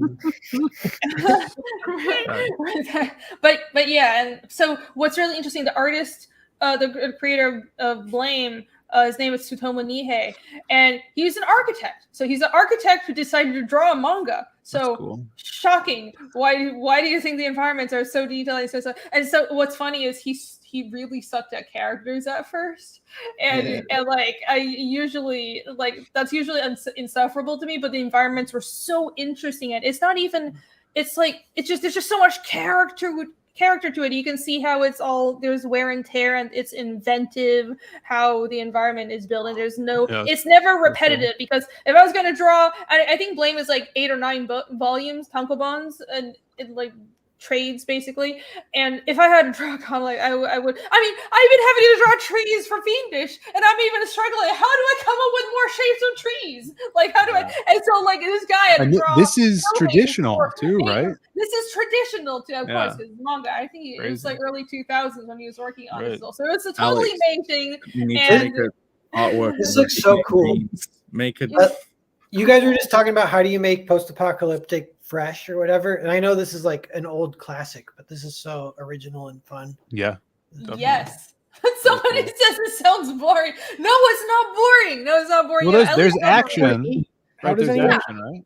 So you know, so the panels I'm showing, because we're talking about environments, I'm pulling up the environment shots, but when there's action, it's really cool because he has a gravity gun. He will fire this gun and it'll power up and it'll blast through like 20 building blocks and smash through this huge like skyscraper size giant mecha head like this giant, you know, like cyborg creature or something. It's really cool, and I'm just not showing those scenes because we're talking about environments, but you should Google Blame, BLAME, and it has like an exclamation mark.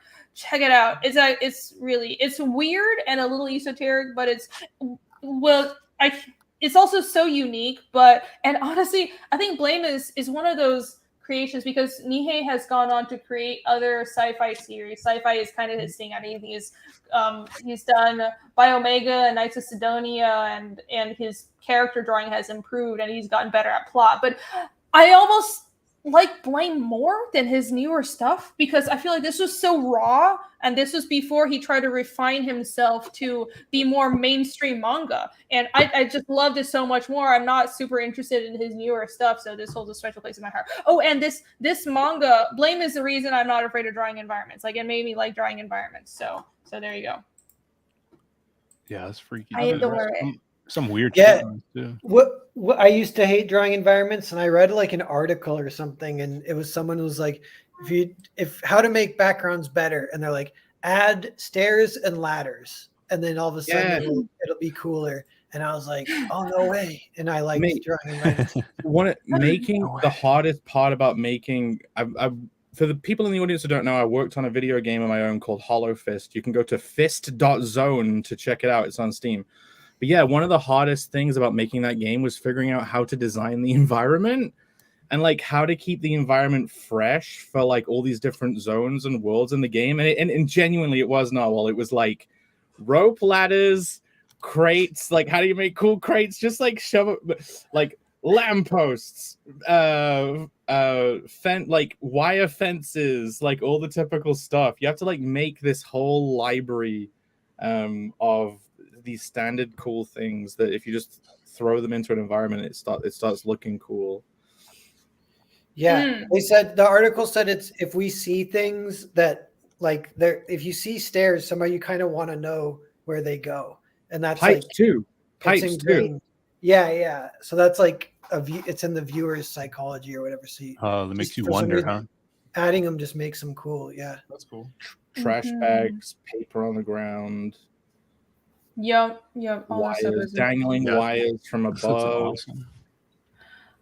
Like those little things in environments. It takes time, and environments take so long to draw. But I think once you realize how much you start, don't think of it like because it is at first it's very much just like perspective grids, blah blah. But honestly, after you draw a lot of environments, you don't have to grid up as much, and you learn to. The key is to learn to not be too stiff about it. And even if you're drawing like modern buildings, do a grid, but don't use a ruler through the whole thing freehanded a little bit, and it'll look more natural that way. And don't think of it like now I have to draw a window. Don't get too caught up in sort of the functionality of it. Think about what stories happen here, you know what I mean? Like who might have passed by. Well, there's this one little, maybe you're drawing a bird's eye view street shot, and there's a little nook or a little side alley. Well, this alley might have some garbage piled there, and there might be a little trash can, or there might be a cat that's made a nest over there, and all these stories you can tell, and then it becomes fun because it's like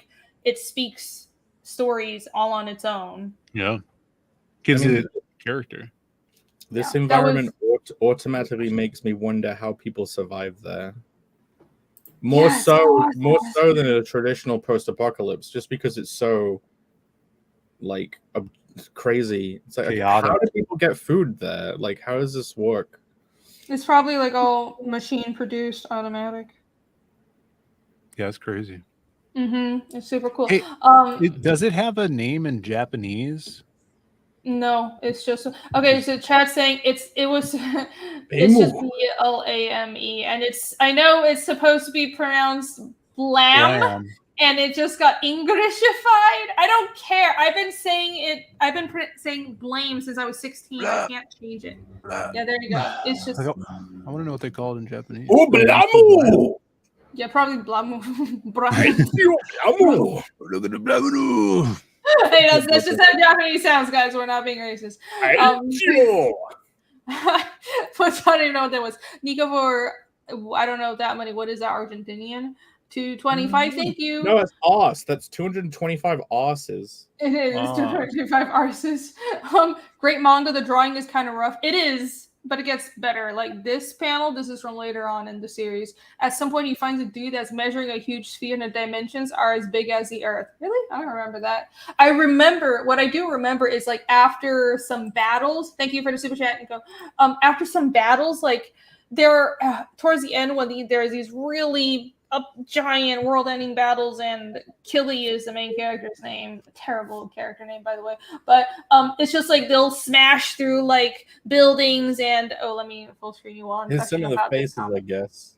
Oh my god, so he really sucks at faces at first. Show the faces later on because he gets better. So mean to bad artist. She's there like dissing. I could get down with that though. I love art like that. Like she always goes on about how Attack on Titan is badly drawn, but I think it looks cool. It's horribly drawn. Yeah. I was looking it up, and a lot of like his looks the same. Machine. No, he doesn't. Yeah, it looks better. It looked like the machine characters. They're kind of creepy and stuff. It's pretty cool. Mm-hmm. Yeah, look up the. Oh wait, yeah, let's see some. There you go. Look, see. Yeah. So Wait, I wasn't she in the Little Mermaid? Everyone. Yeah, she oh was in my The Little god. Mermaid. That gun's cool. That That's is cool. so cool. That's There's so many like fun. weird futuristic weapons and weird technology and kind of some fucked up stuff that they come across too. And I remember after these battle scenes, like sometimes it's like, well, Killy will be down and there will be this narration box pop up and it'll be this counter. It's like, well, the counter will be of time passing. I remember this like one scene where he was frozen over by covered in like lava or something and just encased in stone, and the narration counter was like millions and millions and millions of days later. It's just so weird and cool and out there, and then the story starts again after like 30 million days or something passes. I don't know, it's so unique. Okay, I'm gonna stop gushing about this now because I think that just anyways, environments, yeah, and post-apocalyptic storytelling. See, have to try to add. They have, and we're not going to talk about it. Oh, really? I didn't know that. It seems like this has a lot of verticality to it. In video games, when it comes to environments, people talk about verticality. You got to get verticality in your environments, which means like you go up and down, but like tunnels that you can fall down to the center of the earth, towers that go up forever. Like, oh my god, this will make a great video game. Honestly, this cool. You know, now that you mentioned that, Blame feels more like a video game made into, or like a comic that was meant to be a video game than anything else. Yeah, it's almost like oh my god, Dead Space concept art or something. Can someone please make this just like a Journey style video game where you just wander around the world? Oh my god, I would play the shit out of this. The funny thing is, if in the story this is like AI generated architecture, nowadays you probably could get an AI to generate all of the stuff, and you could probably just have a character you could have a character with a weapon like that could like destroy the environments and like jump around and fly. Yes. I don't know if it would have an interesting game loop though, and it could end up being like a bit too pointless if you don't like make someone have to walk around and like struggle to traverse the world. But like you could probably it's I would say it's on the cards for you to make like an infinitely generating No Man's Sky style game like in this style. Yeah, I think they could probably generate something like this with like mostly AI. Well, you could stick with the plot, the very loose plot of the manga where you have an objective, but you can take as long as you want to get there, and you can just wander around the world and you'll encounter monsters because there's just weird creatures and monsters everywhere. And if you're bored, you could just start shooting up some buildings. Nico for another Rs 225. Thank you. He gets onto an elevator and steps off years later. Exactly. It's so weird. I agree with you, Rini. I like Blame more than Biomega, even though it has no real plot. Yeah, you have to read it to understand that it actually is really cool, even though it has really no plot. There are games like that. Yeah, it would make a great video game. All right, enough gushing about Blame. If it existed, Rini would finally play a video game. I would, yeah. I'll actually play a video game. And so, I'll play the shit out of that. Please, somebody make that. Look at this shit. It's so cool. All right. Starbound? What's that? This is this is fucking Mordor. It's like Terraria, but in space. No one knows what Terraria is. Why am I the only video game nerd on this fucking show? I don't know. I thought you were talking about what was on the screen here. I played some games. We were gonna do one creative block about video games, right? So I'll do that one. Wait, what would we even talk about? I don't know. Our favorite video games? Storytelling in video games. And then I was like, Final Fantasy when he comes down and kills. When are we doing the D&D one? When I have time, which is not now. When Rini isn't like I'm excited for that one though. When I'm not absolutely swamped with work and I barely have time to even keep my life together and not become a gremlin. One week when I was struggling to think of something, I was totally thinking of doing something like that and like surprising you guys. But I was like, nah, man, I'm overthinking this. Surprise! We're playing D&D. That was solo. I didn't miss your super chat. I'm going to circle back around because we're going to have a segment towards the end. So thank you very much for the super chat. All right. Speaking of segments, here's the last segment. How environments can, well, second to last, can reveal character and culture. And as you can see, the background is kind of self-explanatory because that is Mordor. And the design of Mordor reveals character. I don't know about culture. I mean, I guess kind of the culture of the people that, are being under the control of Sauron. But the environments this section has a lot of the Lord of the Rings because the environments in the Lord of the Rings and in Tolkien's world always reflect the people within it so well. And like you can turn it on its head sometimes. Like I really enjoy how in Berserk that's kind of flipped on its head, how the villain has this like angelic, white and clean, almost statuesque look, and the protagonist is like the dark and edgy one. You can flip it around, but it's I don't know if it's like better or worse. I just think it can like with how in Lord of the Rings is just really straightforward. Like this is the evil guy's lair, and but honestly, if you read more into the story, it's not always like that. He does flip it sometimes. It's very nuanced. It's just in this specific case of Sauron, it's like really, well, this is obviously where the fucking evil guy lives. So, like for example, if you look at the Shire, it's kind of obvious what the culture of this place would be. It's very homely. It's all this greenery, and it reflects the people that live there. It's very rural and cozy, and the people that live there have like a personality that you would think, well, of course, these people that you meet in the story, of course, they would build an environment like this. Like they wouldn't build skyscrapers. They wouldn't build, I don't know, Lothlorien. They would build this, and that's where I live. The environment reflects the characters. That's where you live. You live in a hobbit hole. Well, I live in the Shire. I live in like all the places are called something Shire. So Staffordshire, Dukenshire. like what the Shire is based on, like that. And yeah, Shire. They don't live in a hobbit hole, but like all the shit around here looks like this. Yeah, you guys all have like little yeah. holes You just go for a drive and you're driving around this. It's great. I said I don't live in the hobbit holes. Hedgehog Shire. You guys all live under the ground. Oh, ornate. You guys, yeah. You guys all live in little caves. Well, I wonder, his idea for these little hobbit holes, it must have come from like barrows or something, right? Yeah, like little rodent things, right? No, like barrows. You guys have that all over England, like barrow graves. Barrow graves? Barrows? Barrows, yes. Don't you know about ancient culture in Britain? I'm not a Gothrian. You don't hang around graveyards. What word are you trying to say? Barrow, Barrow. So in ancient in the British Isles, there is an ancient culture that Barrow. Whoa, Barrow. You just mean Jesus Christ. Okay, am I the only ancient civilization nerd here? Yes. Yes. Okay. All right. So in your country, Jake, in the distant past, in like Neolithic Stone Age times, the people who lived there would build these giant hill-sized graves for powerful people, and that's quite common in the English countryside. And I was wondering if the hobbit holes, the idea of these people living in little hill houses, ties into that, because that's a very English thing. Sounds like something we do. Live in little holes in the ground.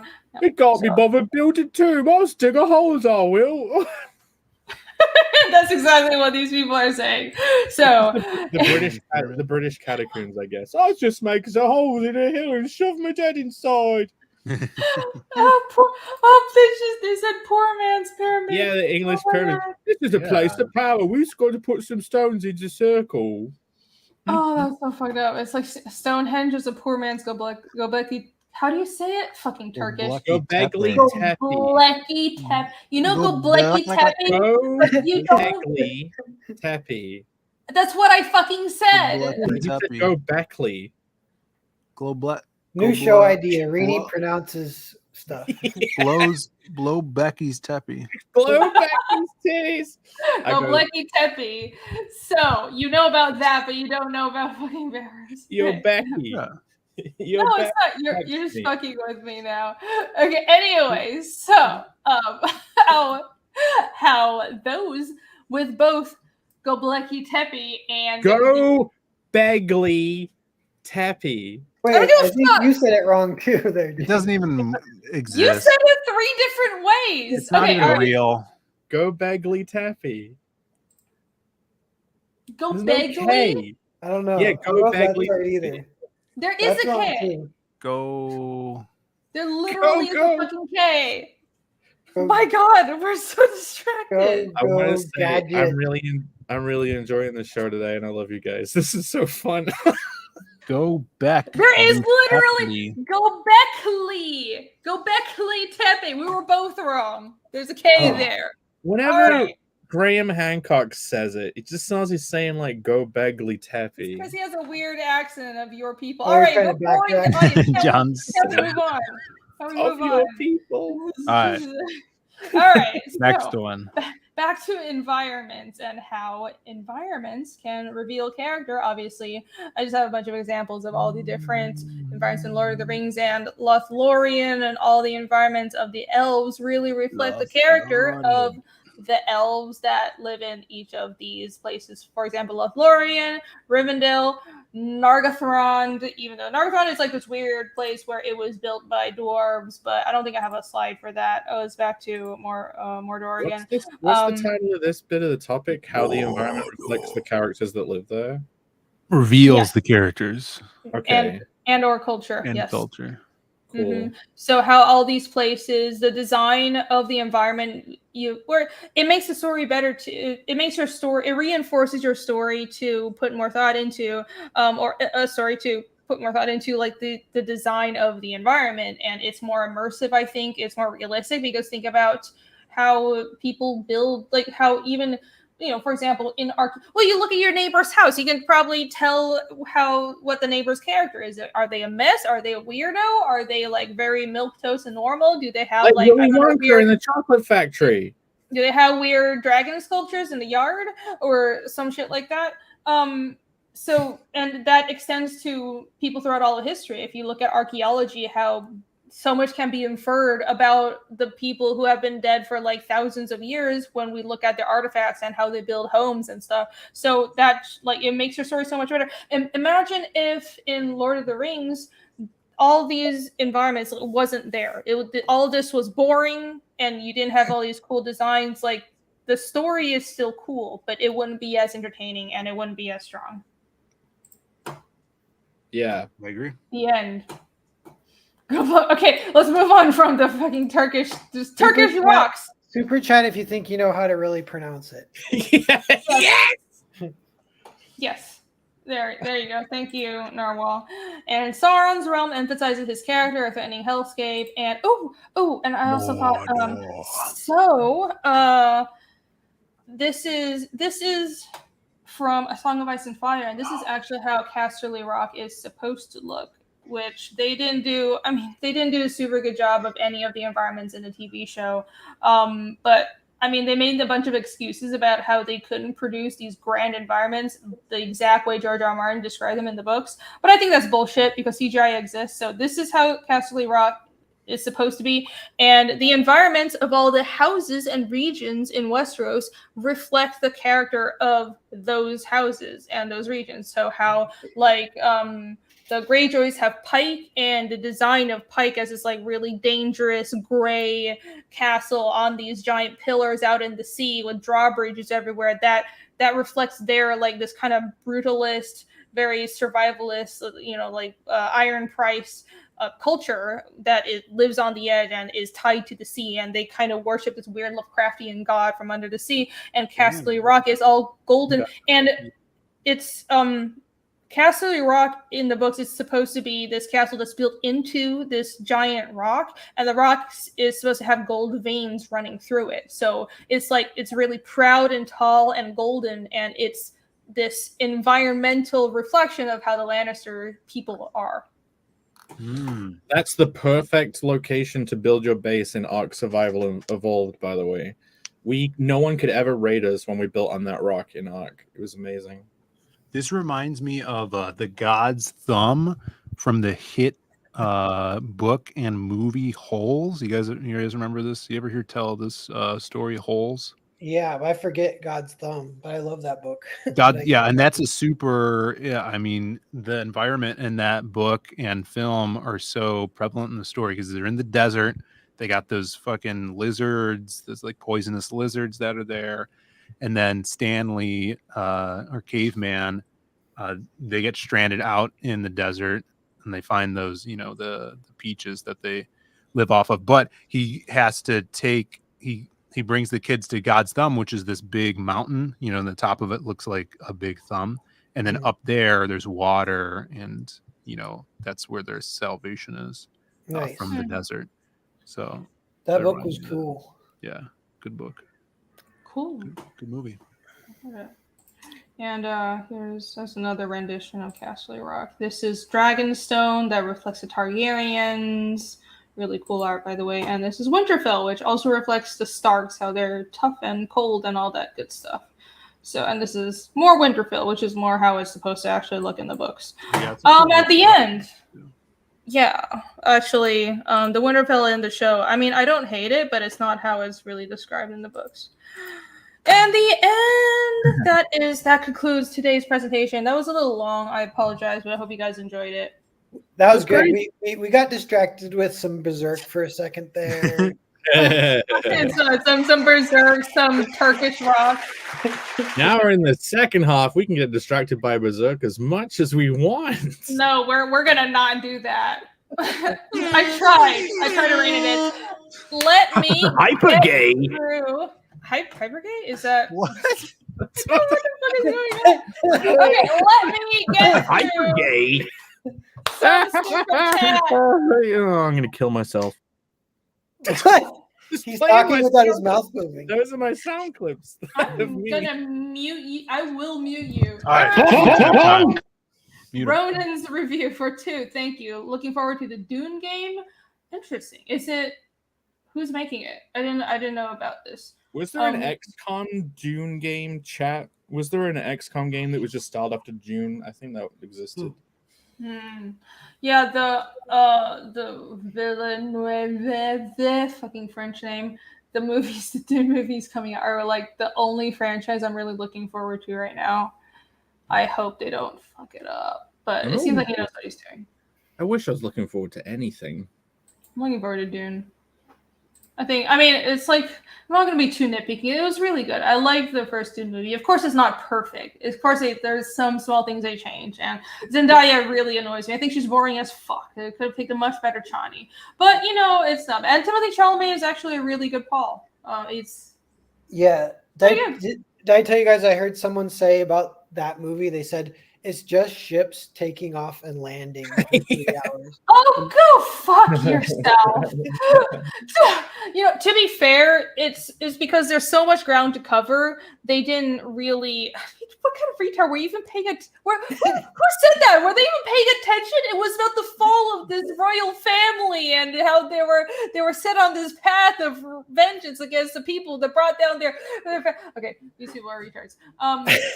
But yeah, but because the first movie had to cut off before there was really a resolution, right? So it was kind of like it blue balled us a little bit, but it wasn't bad. Are we officially in the second half now? No. Are we gonna? Okay.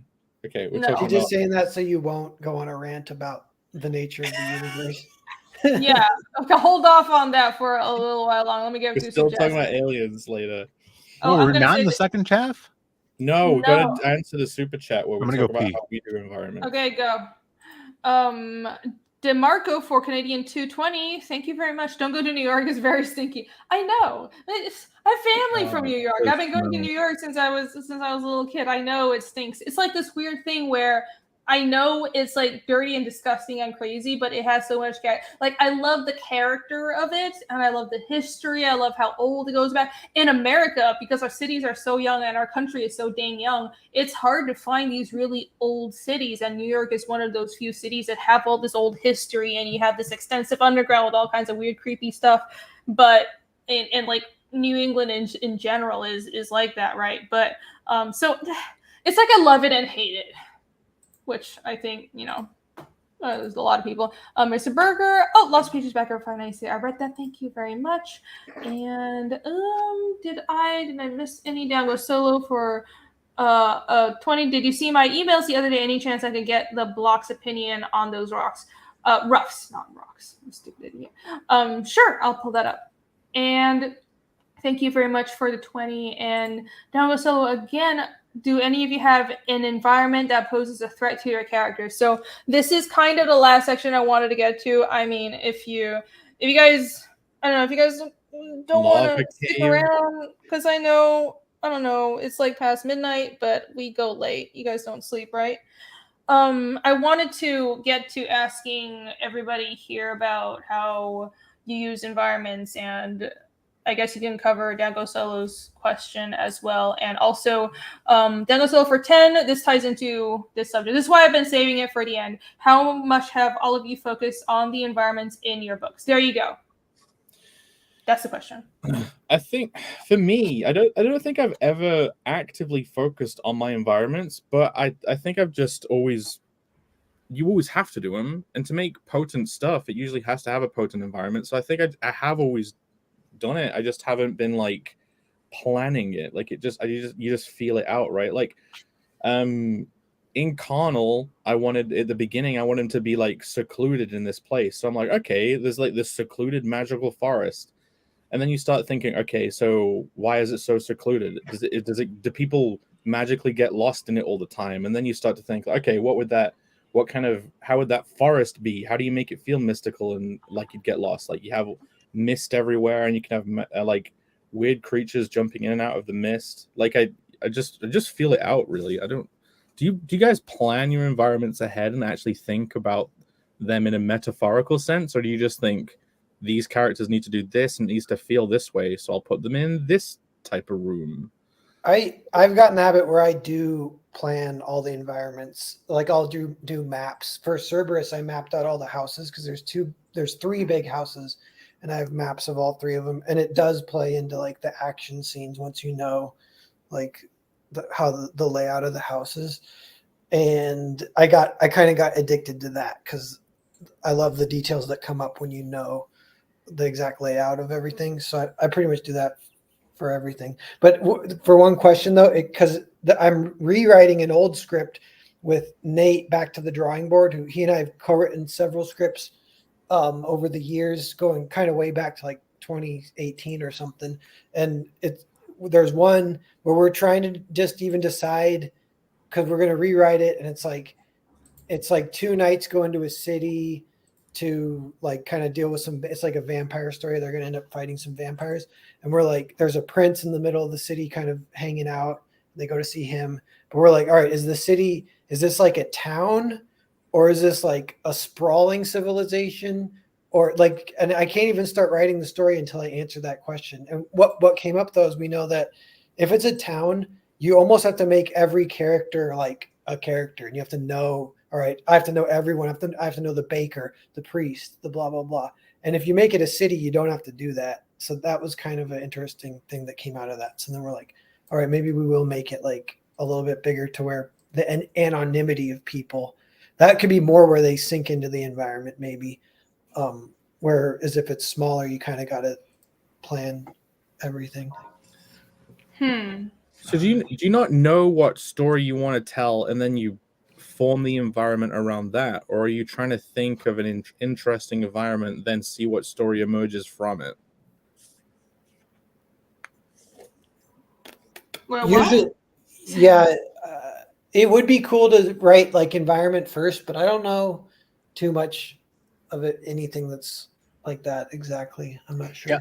For me, I haven't really written something where the environment is crazy prominent. Let me think. Something like for the new book, for Lost Pages 3, something that is very like a unique environment is inside of Jasmine's mind, where Krim is. It's very abstract and almost like Steve Ditko, Doctor Strange-esque in like a different dimension, where Krim is like literally walking on like synapses, stuff that looks like synapses of Jasmine's mind. But there's also like buildings in it that are very abstract and twisted, like skyscrapers that have mouths and stuff on them. So that's something that really contrasts the real world, something I wanted to push across to the reader of how different this is, a very dreamlike abstract place. Other stuff, like I recently that book that Passion for Drawing did, Tales of Nova Terra. It's like this fantasy magazine. I wrote a short story for him that was based in his fantasy world that was already established in his previous work. And that was kind of fun because you could do like, it's kind of like the only real fantasy thing I've done that would be something that's kind of similar to like Carnal or, a Lord of the Rings type fantasy world, but it's also based in like a potion maker's shop. Like the whole story takes place in like one store. But yeah, I don't know. I haven't really gotten into a big environment change from the real world yet. I thinking about it now, I've actually done this a shitload. I always do. If I have a character, they always have a location that they live in that reflects them. In Hollow Fist, Mindy has you start off in Mindy's bedroom, and it's just full of Hollow Fist merch, and it's like, and it's messy. Like she has a messy bedroom with like dirty clothes everywhere, but it's full of like, if you were obsessed with one IP, like her room would be full of it, and that was totally to show that like this girl's not all there. Like why would she's supposed to be 21, and she has like a bedroom full of all this like kind of like kids cartoon crap. So it's supposed to immediately make you think like, okay, she's maybe not all that there mentally, which sets you up to see for how she engages with the story, that she kind of engages with all this like crazy science stuff from a bit of a naive perspective, and it kind of like seeded from that very first environment. Like in Carnal, he lives in a hollowed out tree, but like inside, he's literally just has a really simple room. Like this main room of the tree. It's not like this tree is full of loads of different rooms. It's like there's just the main room, the upstairs, and the basement, and just all the shit from his adventures is just all around. He sleeps on like some rags that are on top of a pile of gold coins, which is supposed to indicate that like he's been on all these adventures and he's basically had all this success, but he isn't precious about it. Like he's literally he hasn't even spent the money. Like him sleeping on a pile of gold coins is meant to indicate that he hasn't even gone on these adventures in order to earn resources to spend it in any way, to enjoy it. It's him sleeping on the gold coins is almost to indicate that he's been adventuring for adventurer's sake, which is part of his character, which is he's going to go on these adventures and he's like just has a lust for adventure, and that's his motivation. Like again in Hollow Fist, the Hollow Professor, there's so many things that are styled on the design of the Hollow Professor's head. Like his lab is just his head as a brick building, and you're like he lives in this subterranean basement under the ground, and it's him being in a subterranean lair. It's supposed to indicate that he has secret knowledge that runs throughout the underbelly of the entire story. Like he exists under the ground of this world, and he drives around in a car in all these interconnected tunnels, and you can like see it. Like the king in Carnal the Barbarian, his chamber, like the original design for the king's throne room was that the two sides of the wall will be lined up with like iron maidens that would have princesses in them 24/7. like, and they're not real princesses, they're like maidens from the town, but that's supposed to indicate like how he has the power over the population, and he's mistreating them in a certain way, but it's not even significant, like it's flippant, it's like almost throwaway. So it indicates this ruler would be making big rash decisions that would affect people, like the kingdom, drastically, but not putting that much thought into it, almost like the opposite of the Sword of Damocles. But I guess I do think about this stuff a lot, but I think it's just awesome when you make a character to be able to make an environment that's their place, that like can reflect them or contrast them, or it's fun, man. Yeah. It's just fun. Yeah, I love doing that kind of stuff. I mean, it seems kind of obvious, you know, but Yeah. it is fun. I'm trying to like find this old work, but I can't find it at the moment. But I remember for this comic I did way back in the day called Shaman Child that I never finished because nobody was interested. I had this character who was kind of a tomboy girl, and she lived by the ocean, and her father was a lighthouse keeper, so she lived in this house attached to a lighthouse. And I was like, it's set in the real world, but I still got really into the environment design because it was like, well, like I designed her room, and I made sure that it felt like it was really beachy because she loved the ocean. She wanted to go swim all the time, and she was kind of a daredevil, which pissed her dad off because she would like go out sailing without his permission, and she was a teenager. But she had like strings of shells and stuff on the walls, which is kind of girly, but also had other things like a bunch of sports stuff in the room that was more tomboyish. And it's like small details like that are fun. And when you're designing things like a person's room, you know, what posters they have up or just their house and how organized they are, all of these things could play into speaking to their character, even if it's like really bland. Well, that just because I've been into people's houses where it's like everything is just so normal, and I'm like a little freaked out because where's the character? Yeah. Mm-hmm. Yeah, it's good to think about these things. I'm trying to find like more examples.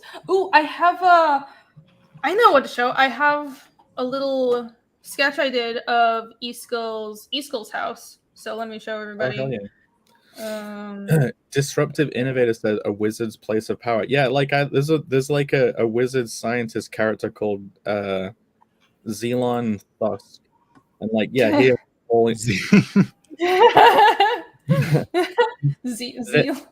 it's like he doesn't just have a room or a lab or like a wizard tower. He has like a whole section of the world built around him because he wants to be so far away from all of society that like literally he has a world that's filled with booby traps, kind of like in Home Alone style.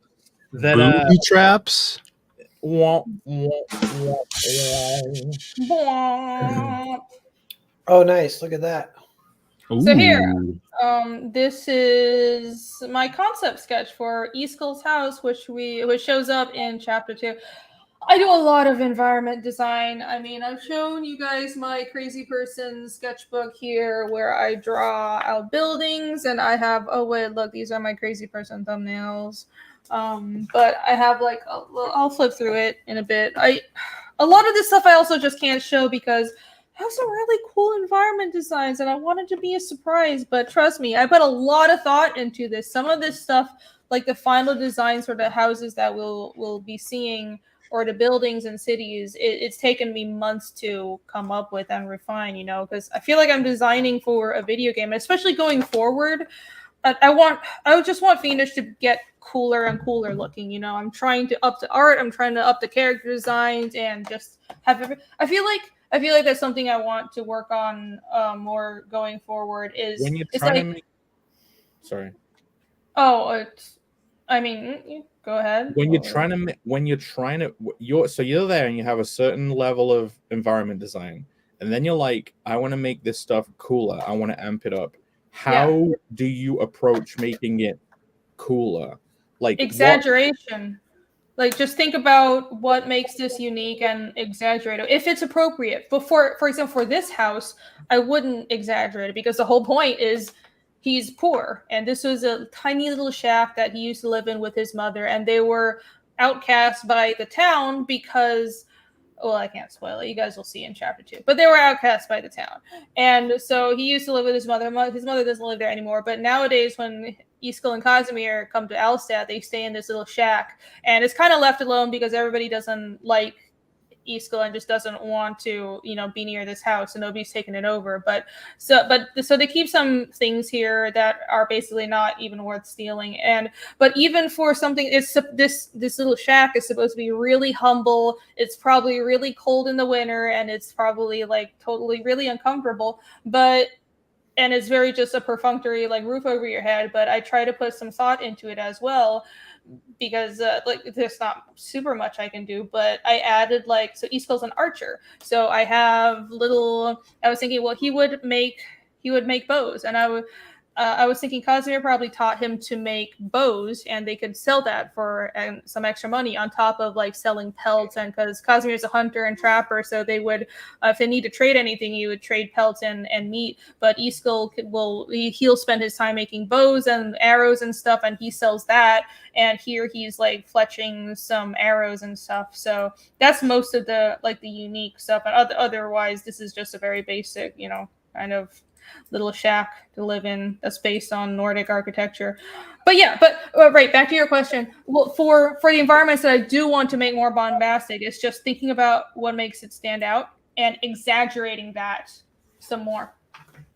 Yeah, I was doing the same thing. Like in that king's chamber with the Iron Maidens along the side, I wanted to amplify that. So instead of I turned those into basically giant sculptures of naked women, but they're chained from the ceiling, so to make the whole thing bigger. You know what I mean? And actually, at one point, the environment, at one point, he was gonna have his throne, but it wouldn't be in the middle; it'd be to the side. And then, the window, there was a space on the floor next to him where it looks like there used to be a chair, and the window behind it would have been smashed and boarded over, as if he'd kicked the queen out long ago out the fucking window. But, oh, nice. That's funny. That's pretty funny, right? You're adding history to the environment. What might this person have done to that stuff? Is so much fun. This is an example that I can think of in one of my projects is the Western with Matt Krotz called Gold West, where you could think of the environment and things come up that I've been saying the word authentic, but it's the levels of detail get more and more refined the more you think about the environment. But there's an example where they have a limited time because the army's coming into the fort and they need to hide or get out of there before the army gets in. But they're trying to find out where this buried treasure is. And to do that, they need to get this bell that's fallen down the well out of the well. So the first thing, a lot of this is a little tangential because some of it's physics stuff, but it's all environment. But the bell is wedged in the mud, so it's suctioned, so they can't get it out no matter how hard they try. So one guy goes down there and he swims down there and he's scooping mud to try and stop the suction so it can bubble up and actually get out. And then they get it to the top because they have a horse helping them to pull it away, so the bell's getting raised. And then when it gets to the lip of the well, there's nothing they can do again because the horse can't pull the bell over the lip of the well. It's stuck permanently again. So they're screwed again. So then the guy runs and grabs a sledgehammer and he starts sledging the well, and then the well crumbles and then they can pull the bell out. So and that I was, when I wrote that, I was like, oh, this is good stuff. But it was just thinking about the environment, kind of zoning in on the environment dictates the action. One similar example that's a bit more basic is there's a moment in Berserk where there's a fight, but it's on this rim edge of a rock face. There's it's people are shimmying across a rock, but then you have an enemy that shows up in Rini's favorite arc. But and then you're okay, so a conflict is going to happen between these two characters. You're immediately oh, how are they going to navigate this small space? And one of the aspects of that is Guts has this huge sword that he has to swing around, but obviously he's on a cliff edge. He can't swing his sword around, so he's kind of fucked.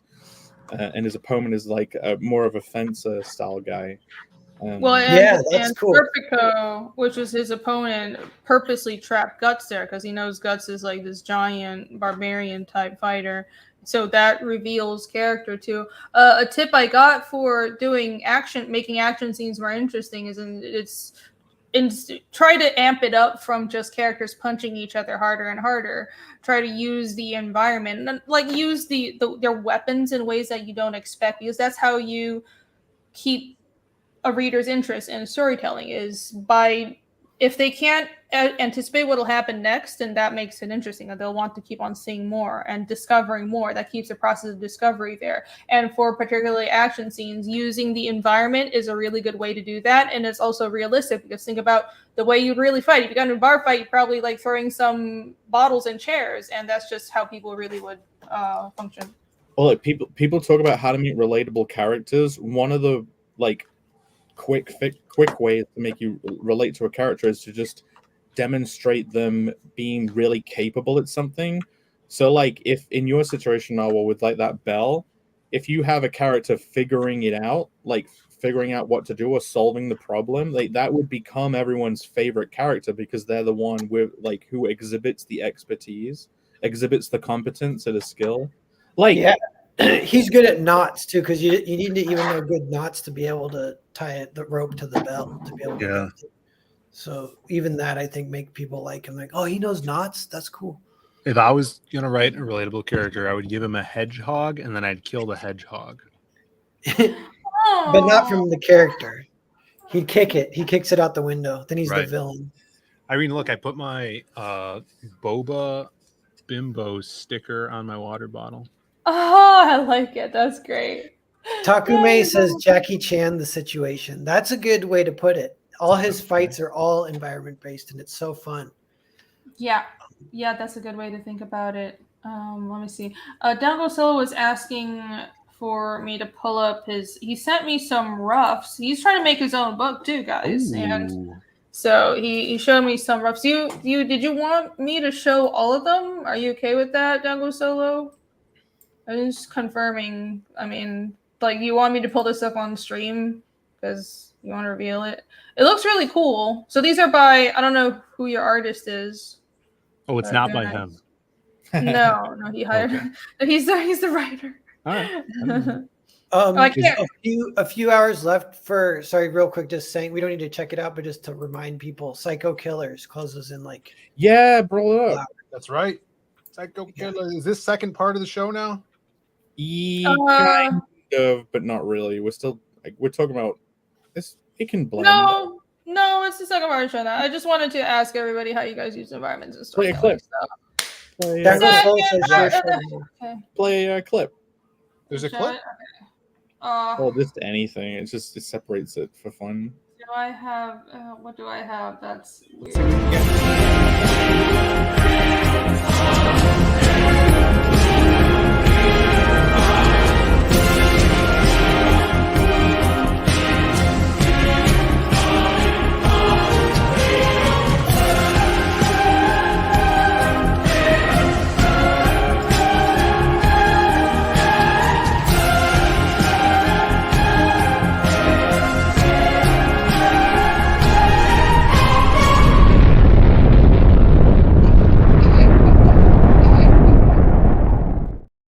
Second half of the show. Let's go.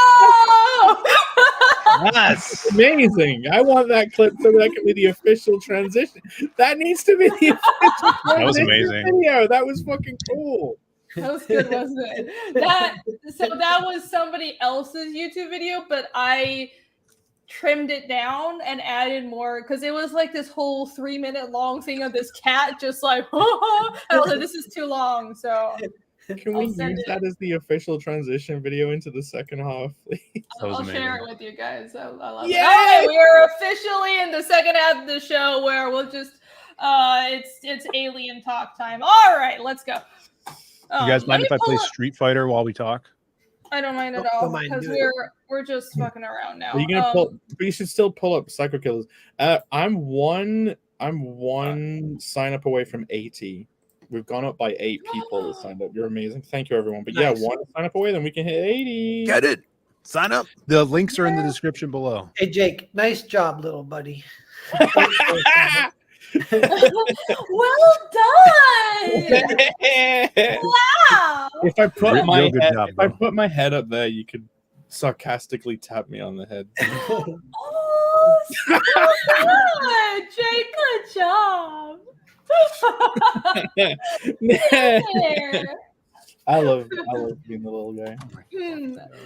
Yeah, these layouts look really good. I mean, I don't really know what the story is about, but yeah, Travis is planning on putting out his own comic, and I mean, I've been seeing some stuff. He's been sending me some stuff, and it looks cool. I know Matt Barr did the title design, and the title design looks really cool as well.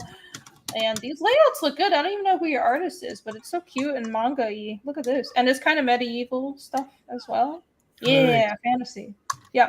I guess just right off the top of my head, I mean, it looks like your artist knows what they're doing. The head sizes vary. I think the storytelling seems to flow. I don't really know what it's about. It seems like there's a character getting bad news later on. Go back one page.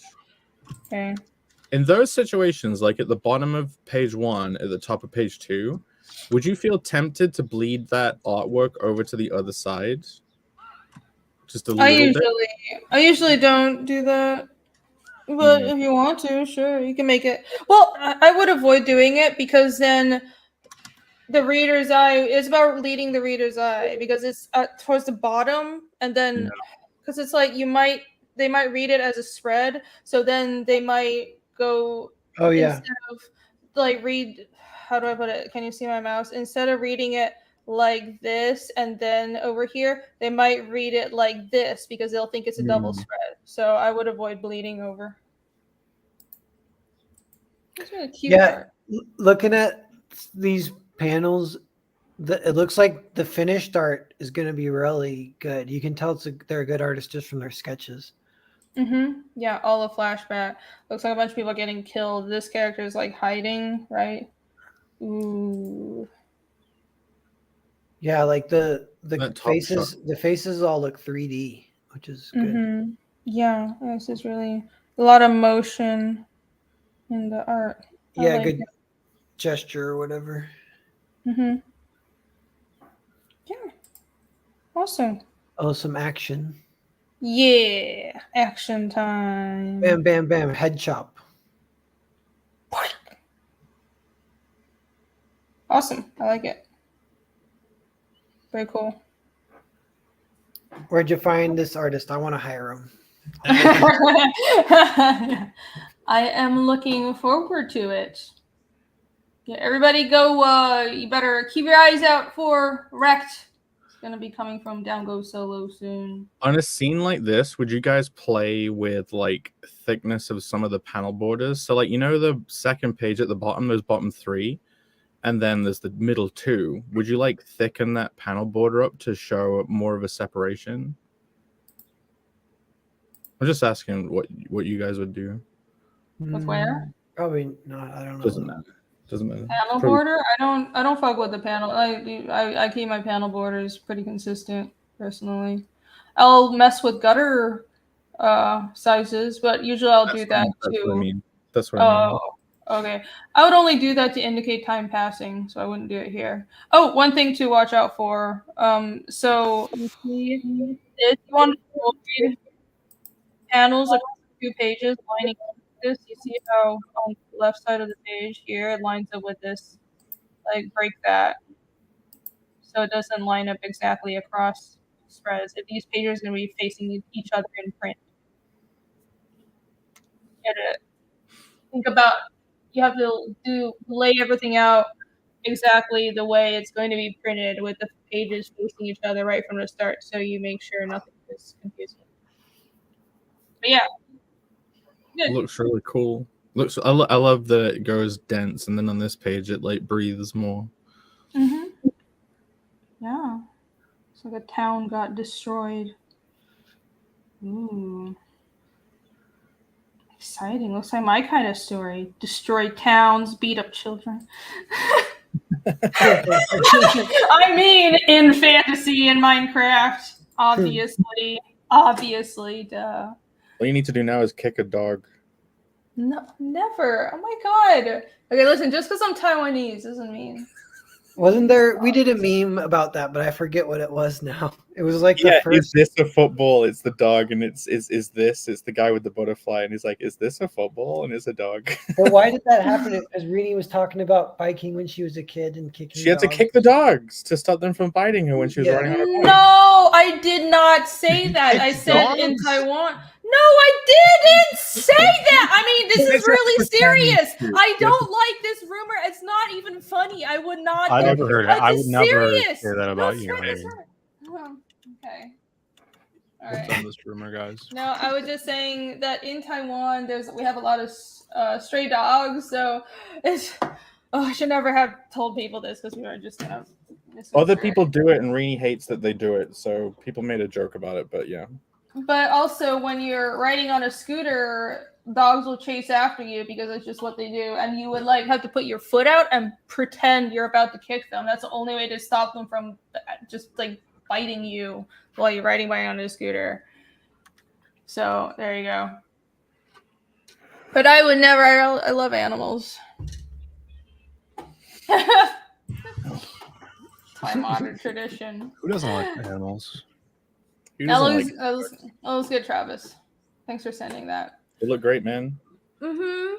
All right, hopefully my controls are right. Yeah. I want to know who your artist is as well. You should tell us. Yeah. 3.5 drawn by. Controls, I guess. Yeah. It looks like that looks like this looks like my next 3.5 artist. Oh my god. All right, I'm gonna start working on some shit too. I have corrections to make. Is anyone gonna drink?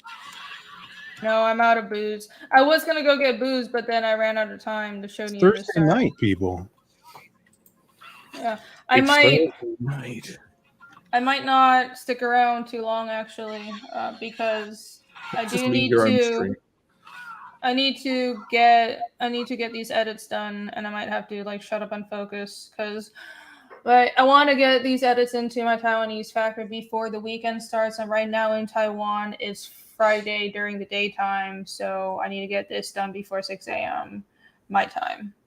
What style changes did you have to do? You said you got the printers gave you notes.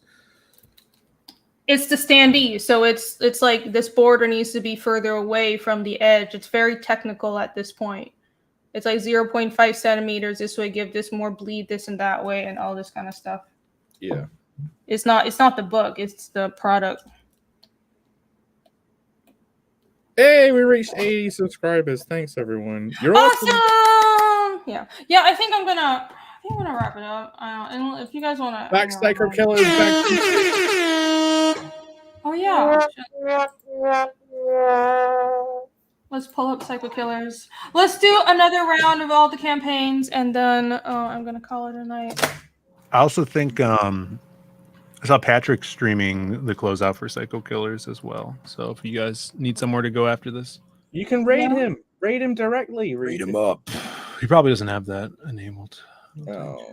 I would love to. That deserves another. Oh, character. Hyper gay. Don't be hyper gay. It's really weird that I can't hear Jake, or Jake's not talking and you hear his voice. All right. $2. The weird loud voice echoing from the Is sky. it too loud? Hey, it's okay. I'm only deaf. Psycho Killers. Adam Lawson and Vaughn, family of psychic assassins, are on their last mission to kill each other. Check it out. 2 hours left. 2 hours. Yeah, this is a left. super exclusive campaign. It's only 500 issues they're printing. So very limited run. And each book is numbered as well, which is really cool. Mhm. Oh, nice. Ooh. Yeah, and they're almost at 400, I think. So yeah, like 200. or Freaking 100. awesome. It's going to be super collectible, very rare, and really cool story. Like this team of assassins that have worked together for years, all are tasked with killing each other. So they all know each other very well, and they have to figure out why they were hired to kill each other and all that Got it. cool stuff. Very kind of like 1960s James Bond type vibe in an 80s anime style art. It's pretty sick. With a Have you guys ever heard of the movie called Branded to Kill? No. No. It's a kind of cool, sort of famous movie in certain circles, and it's about it's from like 1960 or something. It's like old. It's black and white, I think, but it's a Japanese movie, and it's about Yakuza assassins, but they're all ranked as killers, and number two wants to take out number one to become the best. It's like so anime, but it's from 1960. Yeah. And it's really cool though. It gets weird. Like number one ends up beating.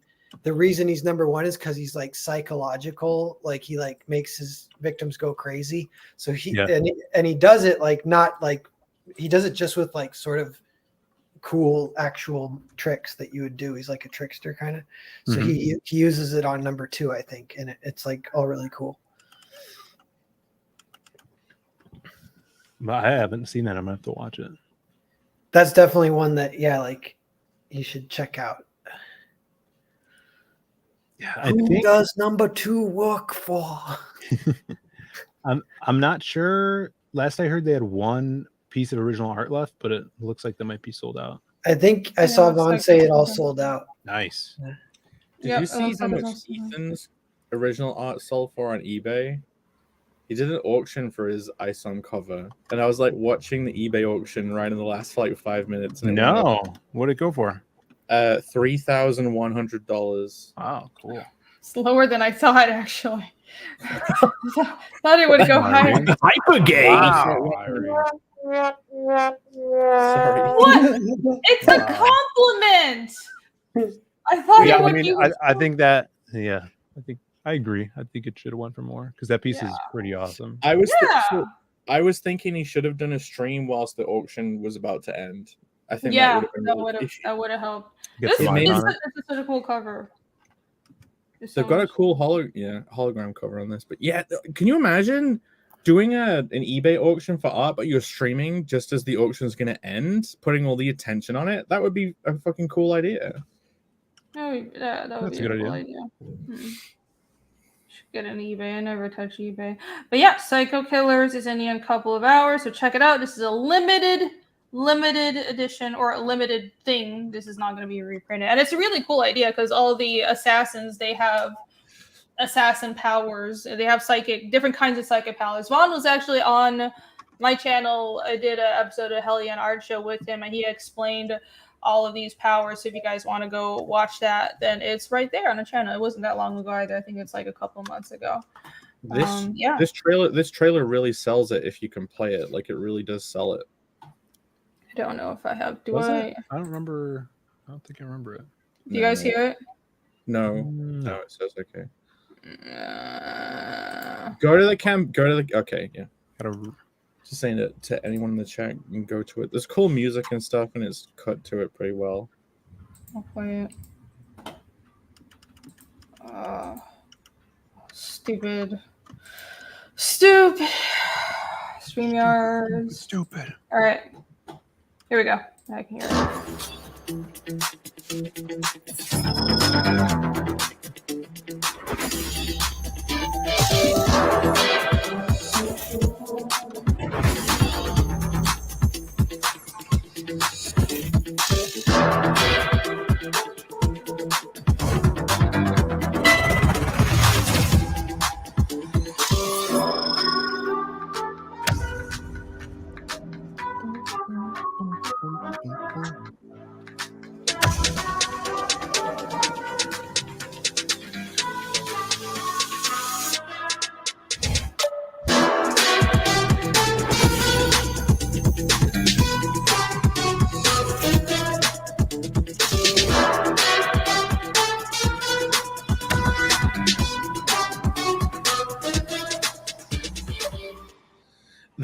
That trailer makes me think it's like a heist, but instead of stealing stuff, it's killing people. So it's like murder heist.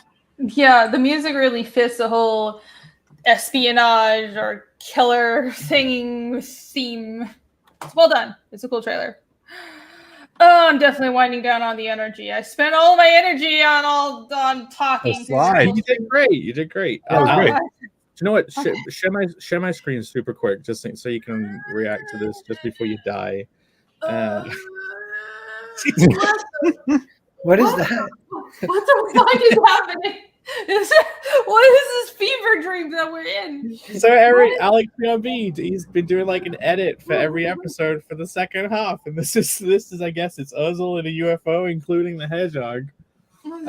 There's a shark. It's all the things that Phil hates. Oh no! Oh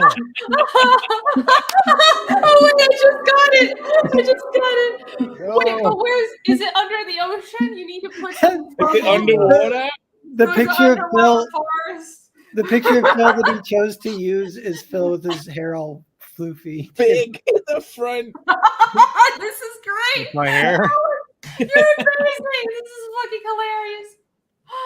Diplomacy. What's the last thing? Oh, it's the hedgehog. The hedgehog, yeah, in the capsule with us. This is great. Oh my god, we need to use this as a. This is great. This is great. I love the fucking femto just floating in the corner. I don't even know why the fuck that's there. Like Phil doesn't even read Berserk, but okay. He's trying to segue you again for another half-hour discussion. Yeah, we're not gonna do that. That's amazing, Alex. Well done. All right, we should use that as like a thumbnail someday, or I don't know. We're gonna make a new animation based on all of Alex's. A slideshow. That's the episode like 50, a slideshow of all of Alex's artworks. Just a slideshow. That's it. Okay. All right. Let me go through all the campaigns. Fiendish Chapter 2, Strangers. The actual title. This is coming down tomorrow. Well, today actually, because today it's 1:15 a.m.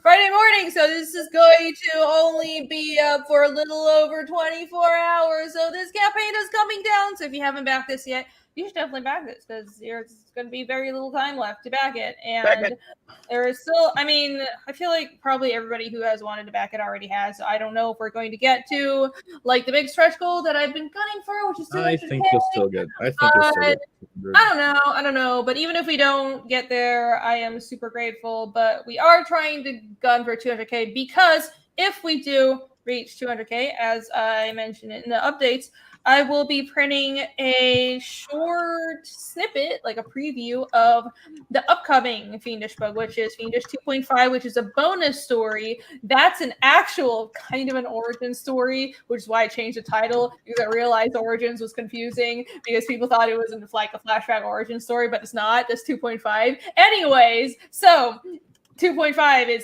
is a like 25-page character bonus story that is already completely inked. I've been having this worked on in the background. The artist is Michael Rushbrook. He's in the chat sometimes. He's awesome.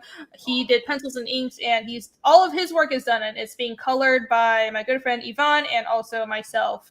And it's probably going to launch around fall, so definitely after we finish fulfilling Chapter 2. But if you would like to see a really quick preview of that, then that will be happening if we reach 200K. I basically am gonna just tell the printers, hey, you can, I'm having them print test pages of this, but so it's gonna be in the proof, but if we don't hit 200K, because I'm already in the proofing process, I'm just gonna tell them to take those pages out. So, but yeah, I would love to show you guys this work. I think this will, I'm super excited for the chapter. I almost gave this bonus story away as like, I'm just going to print the entire thing with Chapter 2 and make this like a 100-page book. Then I realized that was really stupid because I didn't budget for that, and you need to have some self-restraint, Irene. So, Jake, what the hell are you doing? What do you mean? What do you mean? I always look like this. Okay, all right. I don't understand what's happening. Is 2.5 called Origins? No. I think I'm gonna call it Survivor. Which I think is what do I mean? I think I'm pretty sure that's going to be the title. It's not going to be called Origins. So, Chapter 2 is Strangers, 2.5 is Survivor, and then it'll also be good that with sort of the bonus campaign, I'll have more time to work on Chapter 3 because Chapter 3 is going to be a really big chapter. We're going to be covering a lot of ground. So because I want to have a lot more done before launching chapter 3, which that'll be next year, hopefully early next year. But yeah, anyhow, I got things all planned out, guys. I got it all planned out. So, but the main point of business right now is this book, Fiendish Chapter 2. If you like mystery and fantasy and character-driven storytelling and a lot of world building, then this is the book for you. We are already going to print. I am in the process of getting all the proofs and talking to printers, so you'll be getting these books really soon. So back me now if you haven't yet. Thank you. Yay! All right. And Lost Pages 3. Thank you for the backers we got tonight and everybody that's been supporting this. Yeah, go grab it. It's 82 pages. I just started lettering it. We're getting pages in and layouts in all the time. Lots of work going into this. This is going to be shipping this fall. Thank you guys. And it's just awesome to see all the support from everybody. It's what I've been wanting to do forever, and the last 4 years have been so cool. Seeing you guys rally for us and really digging these stories. So hoping to improve every step of the way. And I think this one is the best looking stuff we're putting out so far. And I want to keep going. This kind of story arc, even though all these books are kind of self-contained small story arcs, but they are building to a big 6th book where everybody meets each other, and it's going to be kind of a cool like Lost Pages event. So stay tuned for that, and definitely grab this one if you guys have not yet. So yeah, thanks, and great show tonight, guys. Yeah, I hope you guys enjoyed it. I did. It ran a little long. Hopefully it wasn't too long or anything like that. Yeah, it's good. But it was fun. Today's show? Is that what you mean? Yeah. This was awesome. What do you want about? This is fantastic. That's what I thought it was awesome. I'm trying to be humble for once, Jake. You humor me. Get the figure. Get it, guys. That looks badass. Show everyone the giant testicle again. The Mad Ball? Or we can't call it Mad Ball. It's called the Rad Ball. You'll be glad bowl when you finally put just one of those rad balls. And it bounces too. I can't believe it. It's so cool. All right, Godfuls, I want stuff like this. We'll talk. I want 3D products so bad for Fiendish, but also I want that of your character too, because that's yeah, it's gonna be awesome. That's so cute. Cool. I can't wait to see it painted. I think even without it being painted, it's pretty cool, dude. Yeah, it's perfect. Yeah, you could just make it the bright pink color of his skin, and it would work great. Mm-hmm. Yeah. Or maybe just paint the eyes if it's like a lot of work. All right. Oh, real quick, now go solo for 10. Thank you so much again. Add an expensive original for your closeout tomorrow. I don't have anything. I mean, maybe. I'm trying to. I know people have been asking for more wood burning stuff, but I don't. I already have like 20 of them, and I haven't gotten started yet. Like, I know I keep on. I'm not making excuses, guys. I literally don't have time. I have no life. Can you imagine how much money you would have made if you only Why can't I work harder? And why can't I have 48 hours every day to draw? I just want to do more things. Okay, maybe. Rini. Like, what? Was the Au Natural cover not traditional? Did you never do a traditional version of that? I already sold that at auction. Oh, cool. So it was physical? That's it. How much did that go for? I don't remember. Okay.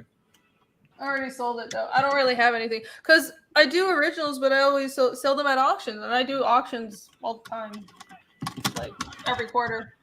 So, but yeah, maybe I'll have like a sketch card or something. Vic 10 Acres for $1.99. Thank you. I want you to digitize art for big embroidery pieces. I might. So I have some merch on the Fiendish website. Hold on, let me pimp this out real quick. Okay, if you don't mind, let me do some pimping here. I have Fiendish merch on the fiendishcomic.com shop, and as you can see, there's like badass shit like this jacket, this leather jacket, and there is some. I mean, it's not like super detailed embroidery, but I might do more because I use a printing service that is direct from the factory, so I can get all kinds of stuff. Just all of this is made to order, and I have really enjoyed I bought I've gotten their samples, and it's actually really good stuff. Sorry, what do you say, Jake? I wish you'd do some of these big, colorful, all over print shirts of some of the artwork that you have somewhere. You have your look, which is like the black and white, but like I would love some big, vibrant shirt like this. I do. Oh, really? I do. So She do. In the wings, waiting. Fun fact, I have another shop that I don't really pimp because it's just my personal stuff. I have a store envy, but a lot of the stuff here, the apparel, is also tied to Oh shit, that hoodie! Oh yeah, man, I'm gonna wear that dress. Okay. Well, if whatever makes you happy, I will not judge. But yeah, look, I have this stuff. That's what I wear I'd wear that to the gym. I wear all my big over printed I have stuff this hoodie. It's in the other room. I'm too lazy to go get it, but it's actually really good quality and it's really cute. So I have this is the only all over print thing I have, I think. I duplicated my other Fiendish merch here, but there you go. If you want that, I have this shop. It's Byrini on .storeenvy.com. So there you go. And I'll do more merch, but right now I'm prioritizing the book. Alice VRB for 2, thank you. Great show. Add 20 more wood burnings, 220 each. No, if I add more wood burnings, it's gonna be more than $200 because this shit takes me time, and I already have so many to do. Oh, what if you did one big wood burning thing that was like this, and that was like 1,000? I could, yeah. I could definitely do that. I was thinking of maybe doing a leather work thing, like a piece of artwork on. I mean, because you just roll out leather like piece of paper and draw on the leather. So, like it's cool that you do like the affordable one, which is like so and so many of 20. But if you had like one expensive one, like I might, if I have time tomorrow to sketch something out. We'll see. Anyways, Dogo Solo for 10. Ignore those wood burnings. Focus on my cover and said, Travis, I have to do both. Dos. I tengo que have to do dos. That made no sense. I'm so sorry, Spanish speakers. I will do your cover. That is literally the next thing. I just turned in some other work I was doing. And as soon as I'm done with these standy edits tonight, I'm going to do your cover for your awesome upcoming comic. And there's normal laughing at my suffering. Someone should clip Rini trying to speak Spanish. Wait, is there people mocking me for this?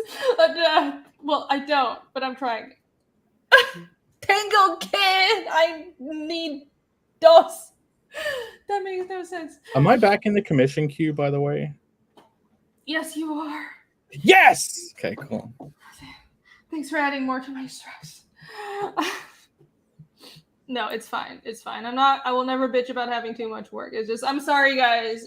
I'm so behind on shit. I still have auction art pieces to finish, but, to mail, but I've decided that because I've been so late on mailing the auction art, and the reason I was late was because I promised during the auction that I would do little sketches, like bonus drawings. So I couldn't mail any of the packages until I finished the drawings, and I haven't had time to do any drawing that wasn't necessary, that wasn't like essential to all the printing stuff for Fiendish, or I had the cash grab cover and some other couple things I was working on. So, but that's this weekend, guys. I'm getting that shit done this weekend.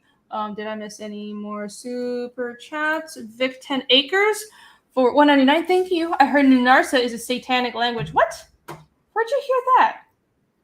I don't do satanic shit. Where did you hear that?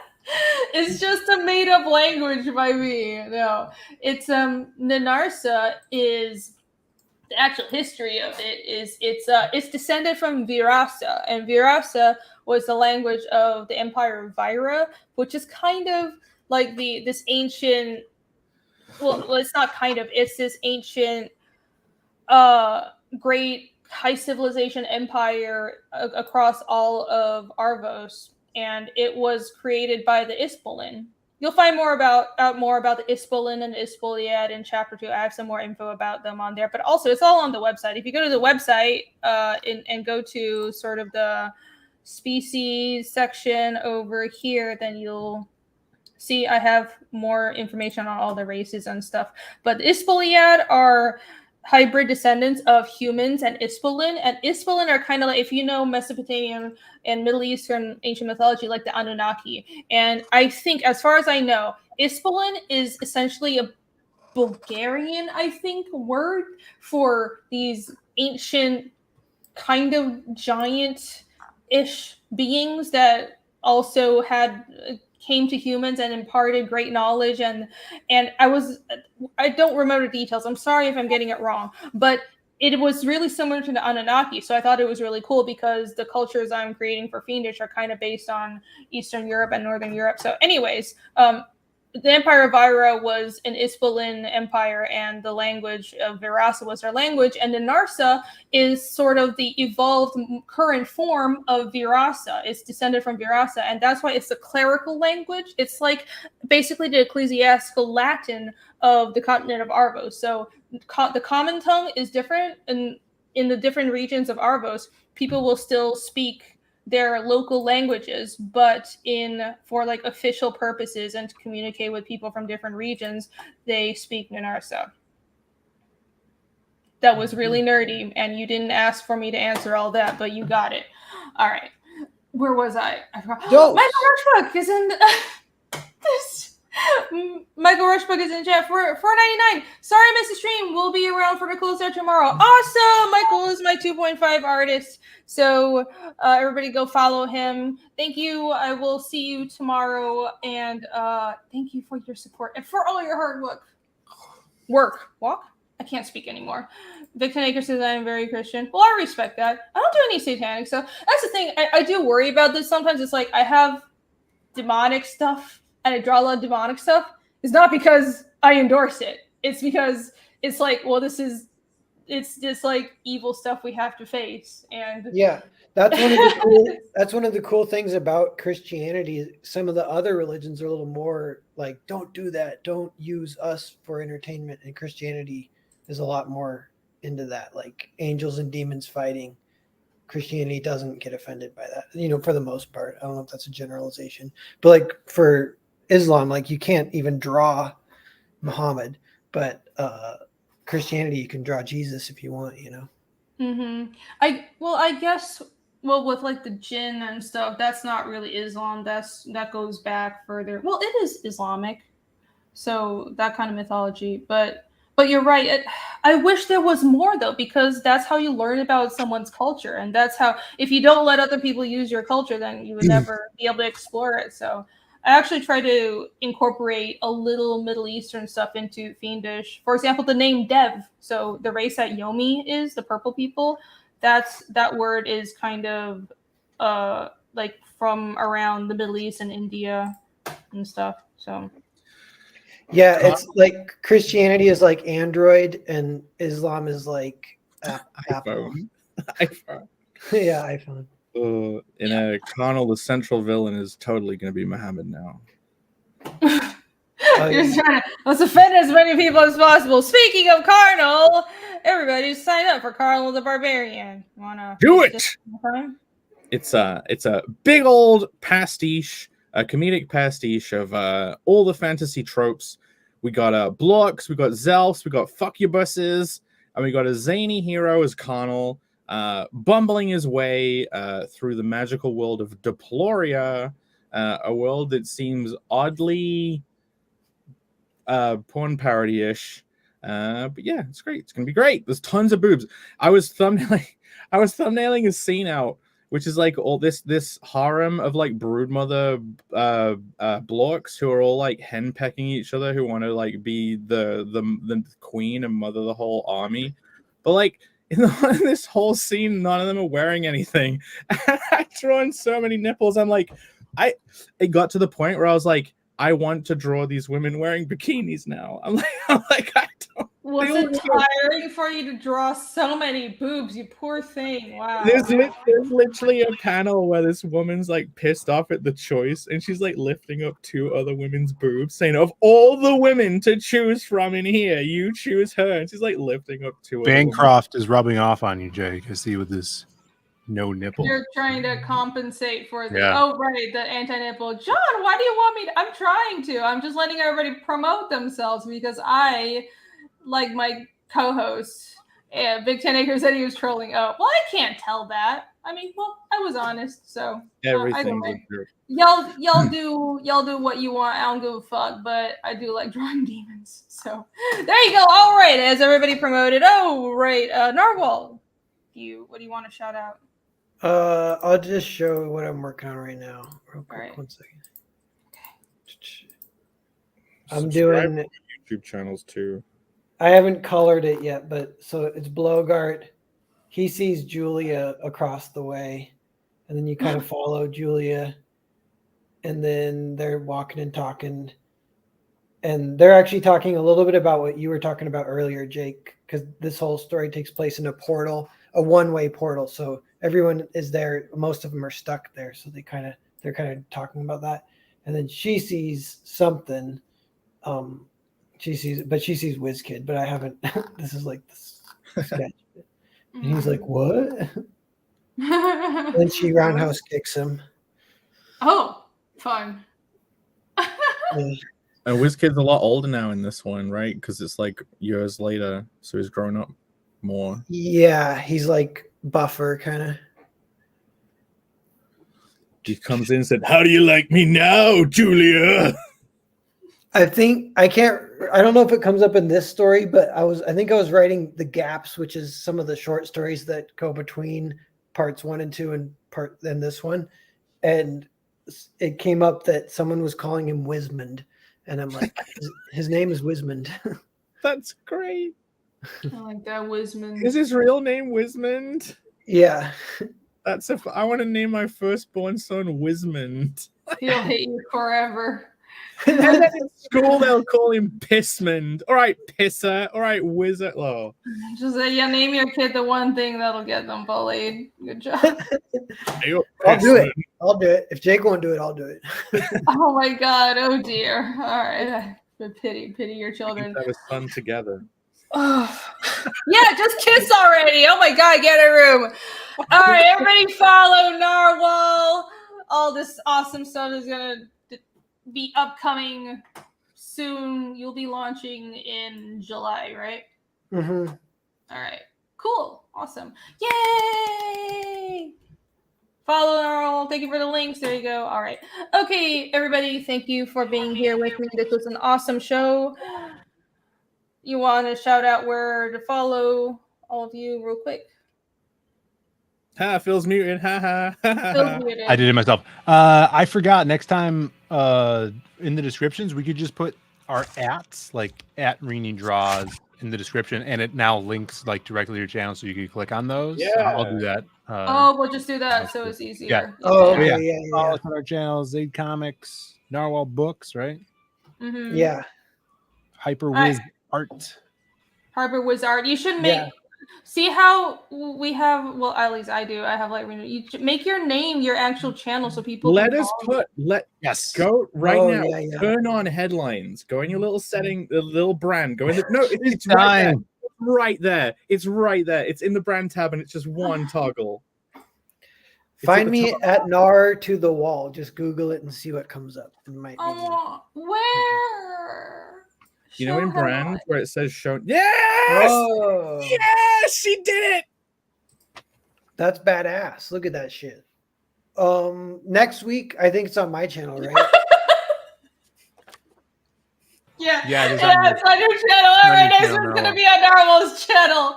All right, now goes to over 10. Oh, thank you again. Thanks again for bringing up those pages. Thank you for sharing them. They look really good. I look forward to your book. All right, I'm gonna go because I have work to do. Have a great night, everybody, and peace. See ya. Peace. See you.